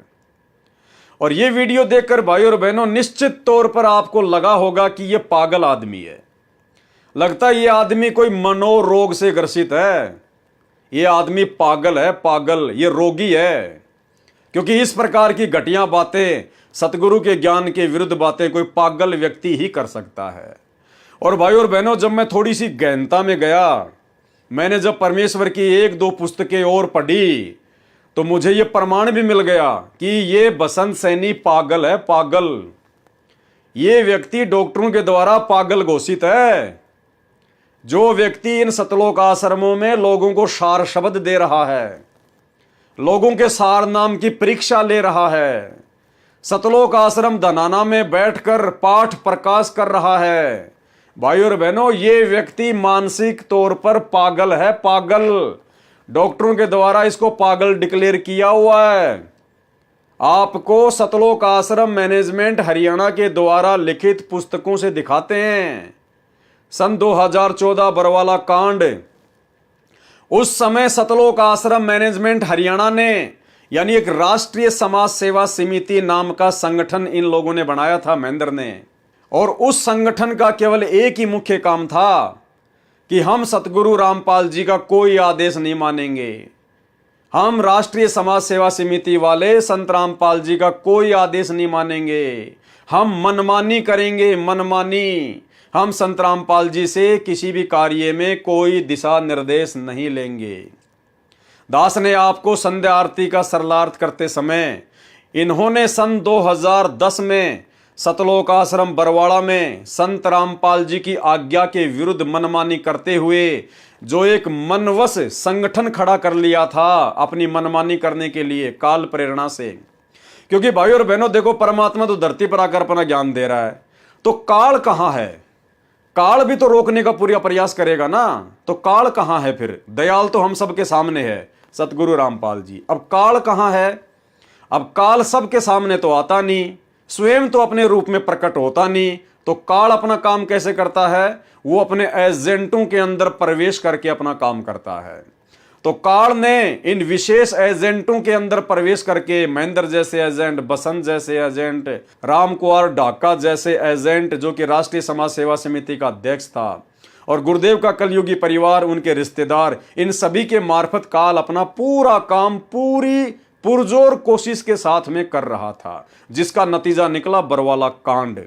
तो दास ने उस संध्या आरती के वीडियो में आपको राष्ट्रीय समाज सेवा समिति के विषय में बताया था, और जो राष्ट्रीय समाज सेवा समिति गुरुदेव के भाई ने, सतलोक आश्रम मैनेजमेंट हरियाणा ने, जो गुरुजी को मानुष मानते थे, आज भी मानते हैं, इन लोगों ने जो संगठन खड़ा किया था, दास ने आपको उसका संविधान भी पढ़ाया था, और संविधान का पॉइंट नंबर 8 और 12 भी आपको पढ़ाया था। तो पॉइंट नंबर 12 के अंदर गुरुदेव के परिवार ने साफ साफ लिख रखा है कि हम राष्ट्रीय समाज सेवा समिति वाले संत रामपाल जी महाराज जी से किसी भी कार्य में कोई दिशा निर्देश नहीं लेंगे। अर्थात ये इतने बड़े भगत हैं कि ये अपने गुरुजी से कोई दिशा निर्देश नहीं लेंगे, ये गुरुजी से कोई बात भी नहीं करेंगे, ये केवल अपनी मनमानी करेंगे, मनमानी। तो पहले ये छोटा सा वीडियो देखिए आप, और ये है 12वां नियम। अब 12वें नियम को भाइयों और बहनों आंख फाड़ के देख लेना। अगर जरा से भी बुद्धि तुम्हारे अंदर होगी तो समझ में आ जाएगा कि आप किन मूर्ख और मनवश लोगों के पीछे इन आश्रमों में धक्के खा रहे हो। राष्ट्रीय समाज सेवा समिति संत रामपाल जी महाराज से, अब राष्ट्रीय समाज सेवा समिति में कौन कौन लोग शामिल हैं? गुरुजी के दोनों बेटे, गुरुजी का भाई, ये जितने भी स्टेट कोऑर्डिनेटर हैं, और जितने भी बड़े बड़े जो सतलोक आश्रम बरवाला में सेवादार थे, जो 24 घंटे गुरुजी के साथ में रहते थे, बलजीत लहरी, राम कुमार ढाका, और भी जो गुरुजी के रिश्तेदार थे वो सारे। तो क्या कह रहे हैं कि राष्ट्रीय समाज सेवा समिति, यानी ये सभी लोग संत रामपाल जी महाराज से यानी अपने गुरुजी से किसी प्रकार के कार्य में दिशा निर्देश नहीं लेंगे। यानी हम अपनी मनमानी करेंगे, अपने हिसाब से सारा काम करेंगे। हम राष्ट्रीय समाज सेवा समिति वाले तमाम लोग यानी गुरुजी के परिवार वाले, गुरुजी के भाई बंधु, गुरुजी के रिश्तेदार, हम संत रामपाल जी से किसी भी कार्य में कोई दिशा निर्देश नहीं लेंगे। हम संत रामपाल जी से कोई सलाह नहीं लेंगे। हम अपने दिमाग से ही सारा काम करेंगे। राजनीति को सेट करने का, न्यायालयों में भ्रष्टाचार को सेट करने का, दुनिया को सुधारने का। यह है पॉइंट नंबर 12। यह है काल प्रेरणा। इसलिए गुरुजी ने बरवाला कांड के बाद में मीडिया के सामने सरेआम पूरी दुनिया के सामने कहा था कि ये जितने भी कमांडो थे जो काले कपड़े पहन के जो वहां पे लेके लठ पुलिस वालों के सामने खड़े थे, ये मेरे भगत नहीं थे। तो मीडिया वालों ने पूछा बाबा कौन थे, कि वो राष्ट्रीय समाज सेवा समिति के लोग थे। तो मीडिया वालों ने कहा कि बाबा समिति भी तो आपकी है। तो गुरुजी ने कहा कि नहीं, समिति मेरी नहीं है। आगे आपको वीडियो सुनाएंगे, पहले इनका नियम सुन लो। राष्ट्रीय समाज सेवा समिति संत रामपाल जी महाराज से किसी प्रकार के कार्य में दिशा निर्देश नहीं लेगी। अब संत रामपाल जी को इन लोगों ने सेवा बांट दी।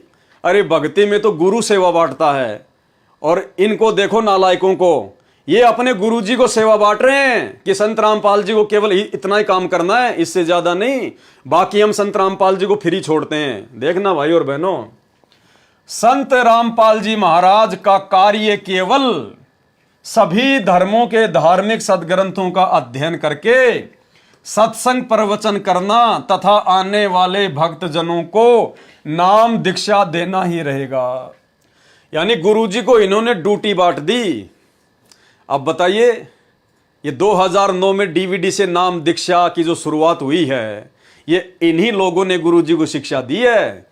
क्योंकि ये लोग गुरुजी को सेवा बांटा करते थे आश्रम में, गुरु को गुरु नहीं मानते थे। परमात्मा मानना तो बहुत दूर की बात है, ये तो गुरुजी को शिक्षा दे रहे हैं। गुरुजी की कोई बात नहीं मानते थे ये लोग।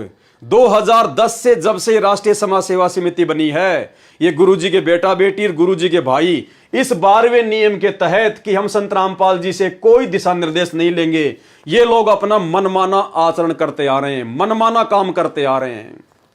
तो क्या कह रहे हैं, संत रामपाल जी महाराज का कार्य केवल सभी धर्मों के धार्मिक सदग्रंथों का अध्ययन करके सत्संग प्रवचन करना तथा आने वाले भक्तजनों को नाम दीक्षा देना ही रहेगा। यानी केवल इतना ही काम करना है संत रामपाल जी ने। अतः संत रामपाल जी महाराज अन्य सभी प्रकार की जिम्मेदारियों से मुक्त रहेंगे। यानी गुरुजी को इन्होंने जिम्मेदारी बांट दी कि गुरुजी का काम केवल ये धार्मिक किताबें पढ़ना, सत्संग करना महीने में 2 बार, और जो भगत आवे उनको नाम दीक्षा देना, बस। इससे ज्यादा गुरुजी और कुछ नहीं करेंगे। बाकी उनको जिम्मेदारियों से फ्री किया जाता है। बताओ, ये भगवान को फ्री कर रहे हैं। अरे इसी को तो काल प्रेरणा कहते हैं। अब हाथ कंगन को आरसी क्या, पढ़े लिखे को फारसी क्या। अब भाई और बहनों, इससे ज्यादा क्या आपको ये सीना फाड़ के दिखाऊं कि ये सब के सब काल के दूत हैं, काल के एजेंट हैं। ये गुरु को परमात्मा नहीं मानते, गुरु को भगवान नहीं मानते। और यही कारण था कि इन लोगों ने 2009 में गुरुजी को डीवीडी से नाम दीक्षा देने के लिए शिक्षा दी, सलाह दी। और इसीलिए गरीबदास जी महाराज ने कहा कि गुरु मानुष कर जानते वो नर कहिए अंधे, ओवे दुखी संसार में आ गए यम के फंदे। तो अब आपको समझ में आ जाना चाहिए। और गुरुजी ने सरेआम इस राष्ट्रीय समाज सेवा समिति से अपना पल्ला झाड़ लिया। भाई जब ये लोग गुरुजी से किसी प्रकार का कोई सलाह मशवरा नहीं ले रहे हैं, कह रहे हम तो मनमानी करेंगे अपनी, तो संत रामपाल जी ने भी कह दिया भाई बरवाला कांड के बाद, जब मीडिया वाले ने पूछा कि बाबा इतने गुंडे खड़े थे आपके आश्रम के बाहर काले कपड़े वाले, तो गुरुजी ने कहा कि वो मेरे नहीं थे, वो राष्ट्रीय समाज सेवा समिति के थे, इस काल प्रेरित संगठन के थे। तो मीडिया वाले ने कहा कि बाबा समिति भी तो आपकी है। तो गुरुजी ने कहा कि नहीं, समिति मेरी नहीं है। सुनिए वीडियो। ऊपर इतने इल्जाम है सर, आपके ऊपर इतने इल्जाम झूठे कैसे हैं आपके ऊपर? आपके गुंडे इतने खड़े थे वहाँ पे, हजारों आदमी हरियाणा पुलिस से। मेरे नीचे राष्ट्रीय समाज सेवा समिति। नहीं तो आपकी समिति है? अरे आपकी समिति है बाबा। आप अपने आप को संत कहते हैं, आप संत कहना लायक भी है? आप आपसे भी जवाब दीजिए। आपके वहाँ इतनी फोर्स, इतने गुंडे, इतने आर्मी खड़ी है हरियाणा पुलिस के ऊपर। तो भाई और बहनों, अब तो आपको विश्वास हो जाना चाहिए कि ये सारा का सारा बरवाला कांड जो है काल का षड्यंत्र था। ये गुरुजी के परिवार की मनमानियों का नतीजा है, उनकी आध्यात्मिक अज्ञानता का नतीजा है। तो ये आपके सामने। तो भाई और बहनों, हाथ कंगन को आरसी क्या, पढ़े लिखे को फारसी क्या, आपको समझ में आ गया होगा कि काल का षड्यंत्र बहुत समय पहले से ही, बरवाला कांड के बहुत समय पहले से ही सतलोक आश्रम बरवाला में शुरू हो गया था। ये लोग अपनी मनमानियां करने लग गए थे। संत रामपाल जी को केवल एक मनुष्य समझते थे अपने जैसा, और जिसका नतीजा निकला बरवाला कांड। तो ये सारी घटना देखकर आपको लग रहा होगा कि ये बसंत सैनी बिल्कुल मूर्ख है, ये पागल आदमी है, पागल। जी हां भाई और बहनों, ये व्यक्ति पागल ही है। आपको इसका प्रमाण देते हैं राष्ट्रीय समाज सेवा समिति के द्वारा लिखी गई पुस्तक। जी हां, ये पुस्तक आपके सामने है, जो कि बरवाला कांड से पहले लिखी गई थी, भ्रष्ट जज कुमारग पर। ये पुस्तक आपको सतलोक आश्रम मैनेजमेंट हरियाणा ने जो अपनी वेबसाइट बना रखी है www.jagatgururampalji.org, ये आपको इनकी वेबसाइट के ऊपर भी मिल जाएगी। जब आप इनकी वेबसाइट के पब्लिकेशन पेज पर जाएंगे तो वहां पर आप जी इस पुस्तक की पीडीएफ को डाउनलोड कर सकते हैं और इसका पेज नंबर 70 देख सकते हैं। पेज नंबर 70 पर नीचे आप जी देख सकते हैं। तो ये खुद सतलोक आश्रम मैनेजमेंट हरियाणा के द्वारा छापी गई पुस्तक है, जिसको कोई नकार नहीं सकता। भ्रष्ट जज कुमारग पर। यहां देखिए इसके प्रकाशक व मुद्रक कौन है? राष्ट्रीय समाज सेवा समिति के सर्व सदस्य। यह समिति पूर्ण रूप से धार्मिक तथा गैर राजनीतिक संस्था है। क्या लिख रहे हैं ये लोग कि ये राष्ट्रीय समाज सेवा समिति पूर्णतया धार्मिक व गैर राजनीतिक संस्था है। अरे मूर्ख आदमियों, तुमने खुद ने ये समिति बनाई, तुमने खुद ने समिति का संविधान बनाया, और तुम खुद यहां पर यह बात लिख रहे हो कि यह समिति पूर्ण रूप से धार्मिक तथा गैर राजनीतिक संस्था है। अगर यह गैर राजनीतिक संस्था है तो सन 2019 में क्यों तुमने कांग्रेस सरकार के तलवे चाटे? क्यों तुम कांग्रेस सरकार के कुत्ते बन के दर दर उनका समर्थन करते हुए भटक रहे थे? अब यह संस्था राजनीतिक कैसे हो गई?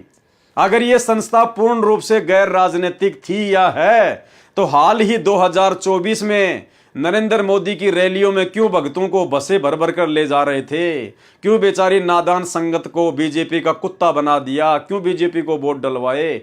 क्यों सरकारों की चापलूसी करवाई तुमने? अगर ये तुम्हारी राष्ट्रीय समाज सेवा समिति पूर्ण रूप से गैर राजनीतिक संस्था है तो भाई और बहनों, इसलिए परमात्मा कहते हैं करनी तज कथनी कथ अज्ञानी दिन रात, और कुत्ते जो भौंकत फिरे सुनी सुनाई बात। तो ये खुद सतलोक आश्रम मैनेजमेंट हरियाणा के द्वारा लिखी गई पुस्तक, इसी राष्ट्रीय समाज सेवा समिति के द्वारा लिखी गई पुस्तक, जिस राष्ट्रीय समाज सेवा समिति का सदस्य ये व्यक्ति बसंत सैनी है। पढ़ो और पढ़ाओ। संत रामपाल दास महाराज सतलोक आश्रम बंदी छोड़ भक्ति मुक्ति ट्रस्ट। अब देखिए भाई और बहनों, भ्रष्ट जज कुमारग पर, और ये भ्रष्ट जज कुमारग पेज का 70 नंबर पेज है। 70 नंबर पेज, ये जो पॉइंट है ये 70 नंबर पेज पर नीचे लिखा हुआ है, लेकिन आप लोगों को दिखाने के लिए मैंने इसको ऊपर सेट किया है। भ्रष्ट जज कुमारग पर और इस बसंत सैनी व्यक्ति के बारे में क्या लिखा है भाई और बहनों, आप खुद पढ़ लेना। सन 2010 में हमने एक पुस्तक सच बनाम झूठ सर्व न्यायाधीशों तथा सर्व एमपी तथा एमएलए को स्पीड रजिस्टर्ड पत्र पोस्ट से भेजी थी। ये जो सच बनाम झूठ नाम की जो पुस्तक है जिसका जिक्र किया गया है, ये इसी बसंत सैनी ने लिखी थी। जजों के खिलाफ इसी बसंत सैनी ने लिखी।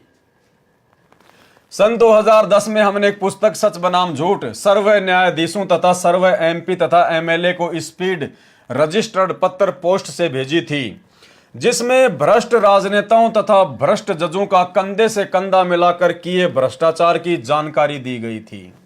यानी बसंत सैनी जी ने देश भर के सभी भ्रष्ट जजों की पूरी जो भ्रष्ट प्रणाली थी विशेष गहन अध्ययन करके उस पुस्तक में लिखी और सभी एमएलए और एमपीज को बांटी गई। उस आधार से आज तक भ्रष्टों पर कोई कार्रवाई नहीं की गई है। उल्टा हमारे एक सदस्य भगत बसंत दास पर कोर्ट की मानहानि का केस माननीय भ्रष्ट जज हेमंत गुप्ता जी ने पंजाब व हरियाणा हाई कोर्ट में स्वयं संज्ञान लेकर मुकदमा नंबर CROCP नंबर 22/2011 बना दिया। साबित हो गया कि ये बसंत सैनी, ये पागल आदमी राष्ट्रीय समाज सेवा समिति का सदस्य है। क्योंकि ये बात कौन बोल रहा है? राष्ट्रीय समाज सेवा समिति वाले बोल रहे हैं। और क्या कह रहे हैं? उल्टा हमारे एक सदस्य, यानी राष्ट्रीय समाज सेवा समिति का सदस्य था ये बसंत सैनी, उल्टा हमारे एक सदस्य बसंत सैनी पर यानी भगत बसंत दास पर कोर्ट की मानहानि का केस माननीय भ्रष्ट जज हेमंत कुमार गुप्ता जी ने पंजाब व हरियाणा हाईकोर्ट में स्वयं संज्ञान लेकर मुकदमा नंबर CROCP नंबर 22/2011 बना दिया। अब उसके बाद क्या हुआ? यानी पहले तो इस बसंत सैनी ने हवा में उड़ते हुए इसको बांस पर चढ़ा दिया महेंद्र ने कि बसंत तू ये कर सकता है, तेरे अंदर वो योग्यता है, तू जजों के ऊपर पुस्तक लिख सकता है। तो बसंत सैनी से इन्होंने एक पुस्तक लिखवा दी भ्रष्ट जज कुमार्ग पर और जगह जगह पुस्तक बंटवा दी गई। भाई और बहनों, बहुत सारी बातें यहाँ पर, कई जो लोग हैं वो ये सोचेंगे कि पुस्तक तो गुरुजी ने लिखी थी, बसंत सैनी का तो खाली नाम लिख दिया गया। कुछ भी है, लिख दिया तो उसी का नाम रहेगा। तो पहले तो इसे पुस्तक लिखवा दी गई और फिर किसी जज ने संज्ञान लेते हुए इस बसंत सैनी के ऊपर मुकदमा ठोक दिया खुद ही जज ने। और जैसे इस भाई साहब के ऊपर मुकदमा ठोका गया उसके बाद देखना भाई और बहनों क्या होता है, ध्यान से पढ़िए। जिससे वह मानसिक संतुलन खो बैठा। उस मुकदमे के बाद में ये बसंत सैनी, संत रामपाल जी का परम भगत, ये अपना मानसिक संतुलन खो बैठा। अरे वर्तमान में संगत जिस व्यक्ति से सार शब्द ले रही है, सार नाम ले रही है, लाखों लोगों ने ले लिया, वो व्यक्ति अपना मानसिक संतुलन बहुत समय पहले खो चुका था, 2011 में पागल हो चुका था। जिससे वह मानसिक संतुलन खो बैठा, कई बार आत्महत्या करने की कोशिश की। संत रामपाल जी के परम भगत और महेंद्र के परम मित्र बसंत सैनी ने कई बार आत्महत्या करने का प्रयास किया। अरे देख लो भाई और बहनों, क्या मजाक चल रहा है, आपकी आंखों के सामने है। इसलिए दास कह रहा है ये व्यक्ति पागल है, पागल। डॉक्टरों ने इसको मनोरोगी घोषित कर रखा है। ये व्यक्ति अपने होशो हवास में नहीं है और ऐसे पागलों से ये संगत सार शब्द ले रही है, सार नाम ले रही है। अरे तेरे को क्या जरूरत थी भैया पुस्तक लिखने की? और लिख दी तो फिर डट के खड़ा रहता, फिर डगमग होने की आवश्यकता कहां थी फिर तेरे को? पहले तो जोश में आके पुस्तक लिख दी, पहले तो दादा बन गया, मान बड़ाई का भूखा। और जब हाई कोर्ट में इसके ऊपर जब मुकदमा हुआ तो भाई अपना मानसिक संतुलन खो बैठा और आत्महत्या करने का प्रयास करने लगा। मैं नहीं कह रहा भाई, ये खुद ही लिख रहे हैं। अब संत रामपाल जी से सार नाम प्राप्त, सार शब्द प्राप्त भगत भी यदि आत्महत्या करने की सोच रहा है, बार बार प्रयास कर रहा है, तो भाई और बहनों समझ लो उसको कहां तक का ज्ञान है। अरे संत रामपाल जी तो कहते हैं कि आत्महत्या करने वाला तो दुनिया का सबसे बड़ा कायर व्यक्ति है, सबसे बड़ा कायर। जिसको आध्यात्मिक ज्ञान की समझ नहीं होती वो व्यक्ति इस मनुष्य देह को समाप्त करने की सोच सकता है। उसको तो गधे की संज्ञा दी है परमात्मा ने, गधे की संज्ञा। अब बताओ, संत रामपाल जी से 15-20 साल से भक्ति लेने के बाद, संत रामपाल जी की इतनी संगति करने के बाद, और महेंद्र का राइट हैंड, काल का विशेष एजेंट, और वर्तमान में जो व्यक्ति भक्तों को सार शब्द दे रहा है, सार नाम दे रहा है, उस व्यक्ति के ये लक्षण हैं जिससे वह मानसिक संतुलन खो बैठा, कई बार आत्महत्या करने की कोशिश की। उसका PGIMS रोहतक के मनोरोग विभाग में उपचार चल रहा है। उसका रोहतक में इलाज चल रहा है। पागलपन के दौरे पड़ते हैं इसको। मनोरोग चिकित्सा विभाग उसका, यानी किसका? बसंत सैनी का PGIMS रोहतक के मनोरोग विभाग में उपचार चल रहा है। अरे इस बसंत सैनी का तो इलाज चल रहा है, ये पागल है, अभी पागल है। अब भाई और बहनों, हाथ कंगन को आरसी क्या, पढ़े लिखे को फारसी क्या, अब इससे ज्यादा आपको क्या समझा सकते हैं, क्या बता सकते हैं भाई और बहनों। इसलिए सतगुरु रामपाल जी भगवान ने साध संगति के माध्यम से इस पवन दास की ड्यूटी लगाई है। ये इंटरव्यू आपने पहले भी पढ़ा होगा, ज्ञान गंगा पुस्तक में भी इसका इंटरव्यू लिखा हुआ है, लेकिन आपको इस प्रकार से ये बातें समझ में नहीं आने वाली थी। इनकी असलियत क्या है इन भगतों की? ये भगत के भेष में भेड़िए हैं, भगत के भेष में भेड़िए। हमें इनसे सावधान रहना होगा। ऐसे भक्ति नहीं बनेगी भाई और बहनों। आंख बंद करके भक्ति करने से भक्ति नहीं बनेगी। यदि संगत ने अपना ये जीवन सफल करना है, अपनी भक्ति को सफल करना है, तो भाई गुरुदेव भगवान के जेल में रहते सहते इन आश्रमों में धक्के खाने से बचना होगा। इन जैसे बसंत सैनी जैसे मनोरोगी व्यक्तियों से, इस जैसे पागल व्यक्तियों से बचना होगा। अरे तुम तो एक पागल से सार नाम लेके आ गए, एक पागल से सार शब्द लेके आ गए, और पागल ने सबको पागल बना दिया, सबको पागल बना दिया। भाई और बहनों, यह हकीकत है, और यह हकीकत सतगुरु रामपाल जी भगवान ने सबके सामने उजागर करवानी थी। और परमात्मा इस बसंत सैनी जैसे सभी बड़े बड़े परम भक्तों की सच्चाई उजागर करवाएंगे। धीरे धीरे धीरे धीरे इन सब का काला चिट्ठा, इन सब का आडंबर, इनका पाखंड, इनका अज्ञान कि 20-20 साल से सतगुरु की शरण में रहने के बावजूद भी इन लोगों को कितना ज्ञान है, कितना ये लोग सतगुरु रामपाल जी भगवान को समझ पाए, कितना ये इनके भक्ति मार्ग को समझ पाए। ये तो केवल मान बढ़ाई के भूखे हैं, केवल मान बढ़ाई के भूखे। इनको केवल माया चाहिए, माया। ये काल के द्वारा भेजे गए स्पेशल एजेंट हैं, उस कमाल की तरह। संगत बेचारी नादान है, भोली है, इनको समझ नहीं पा रही। तो भाई और बहनों, समझाने के लिए परमात्मा ने 7 संगतियां शुरू करवाई है। आपकी आंखों के सामने है ये व्यक्ति बसंत सैनी, जिसका इंटरव्यू ज्ञान गंगा पुस्तक में भी है और भक्ति और भगवान पुस्तक में भी परमात्मा ने लिख दिया। ये व्यक्ति पूर्णतया मानसिक रोगी है, जिससे वह मानसिक संतुलन खो बैठा, कई बार आत्महत्या करने की कोशिश की। उसका PGIMS रोहतक के मनोरोग विभाग में उपचार चल रहा है। आपकी आंखों के सामने है भाई और बहनों। अब इससे ज्यादा आपको और कैसे समझा सकते हैं? जितनी बुद्धि परमात्मा ने दी है, जो प्रमाण परमात्मा ने दिए हैं, आपकी आंखों के सामने पेश कर दिए हैं। भाई समझना ना समझना, ये देखो भगत के संस्कारों के ऊपर है। दूसरी बात भाई और बहनों, इस बसंत सैनी ने मेरे साथ में मारपीट की, मुझे जानवरों की तरह अपने साथियों के साथ मार के गया। वीडियो आपने देख लिया, लेकिन मैंने कभी भी अपने मन में इसके प्रति कोई नफरत, कोई राग द्वेष, ईर्ष्या पैदा नहीं की। इसके कर्म इसके साथ हैं, इसको भोगने पड़ेंगे। मेरे कर्म मेरे साथ हैं, अगर मैंने कुछ गलत किया होगा तो मुझे भोगने पड़ेंगे। राम किसी को मारे नहीं, मारे तो हत्यारा राम, अपने आप ही मर जाएंगे कर कर खोटे काम। दास की परमात्मा ने ड्यूटी लगाई है। भाई दास तो अपने गुरुदेव के प्रति अपनी ड्यूटी को पूरी वफादारी से निभाने का प्रयास करता रहेगा। मेरे प्रति कोई क्या सोचता है, क्या नहीं सोचता है, वो सोचे या ना सोचे, मुझे कोई फर्क नहीं पड़ता है। मैं गुलामी, मैं ड्यूटी अपने गुरुदेव भगवान की कर रहा हूं, किसी और की नहीं कर रहा।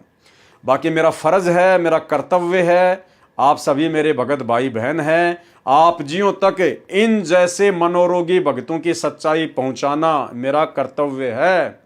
ये ड्यूटी मुझे परमात्मा ने दी है, मैं अपनी ड्यूटी निभा रहा हूं, और जब तक परमात्मा ने सांसें दी है तब तक निभाता ही रहूंगा।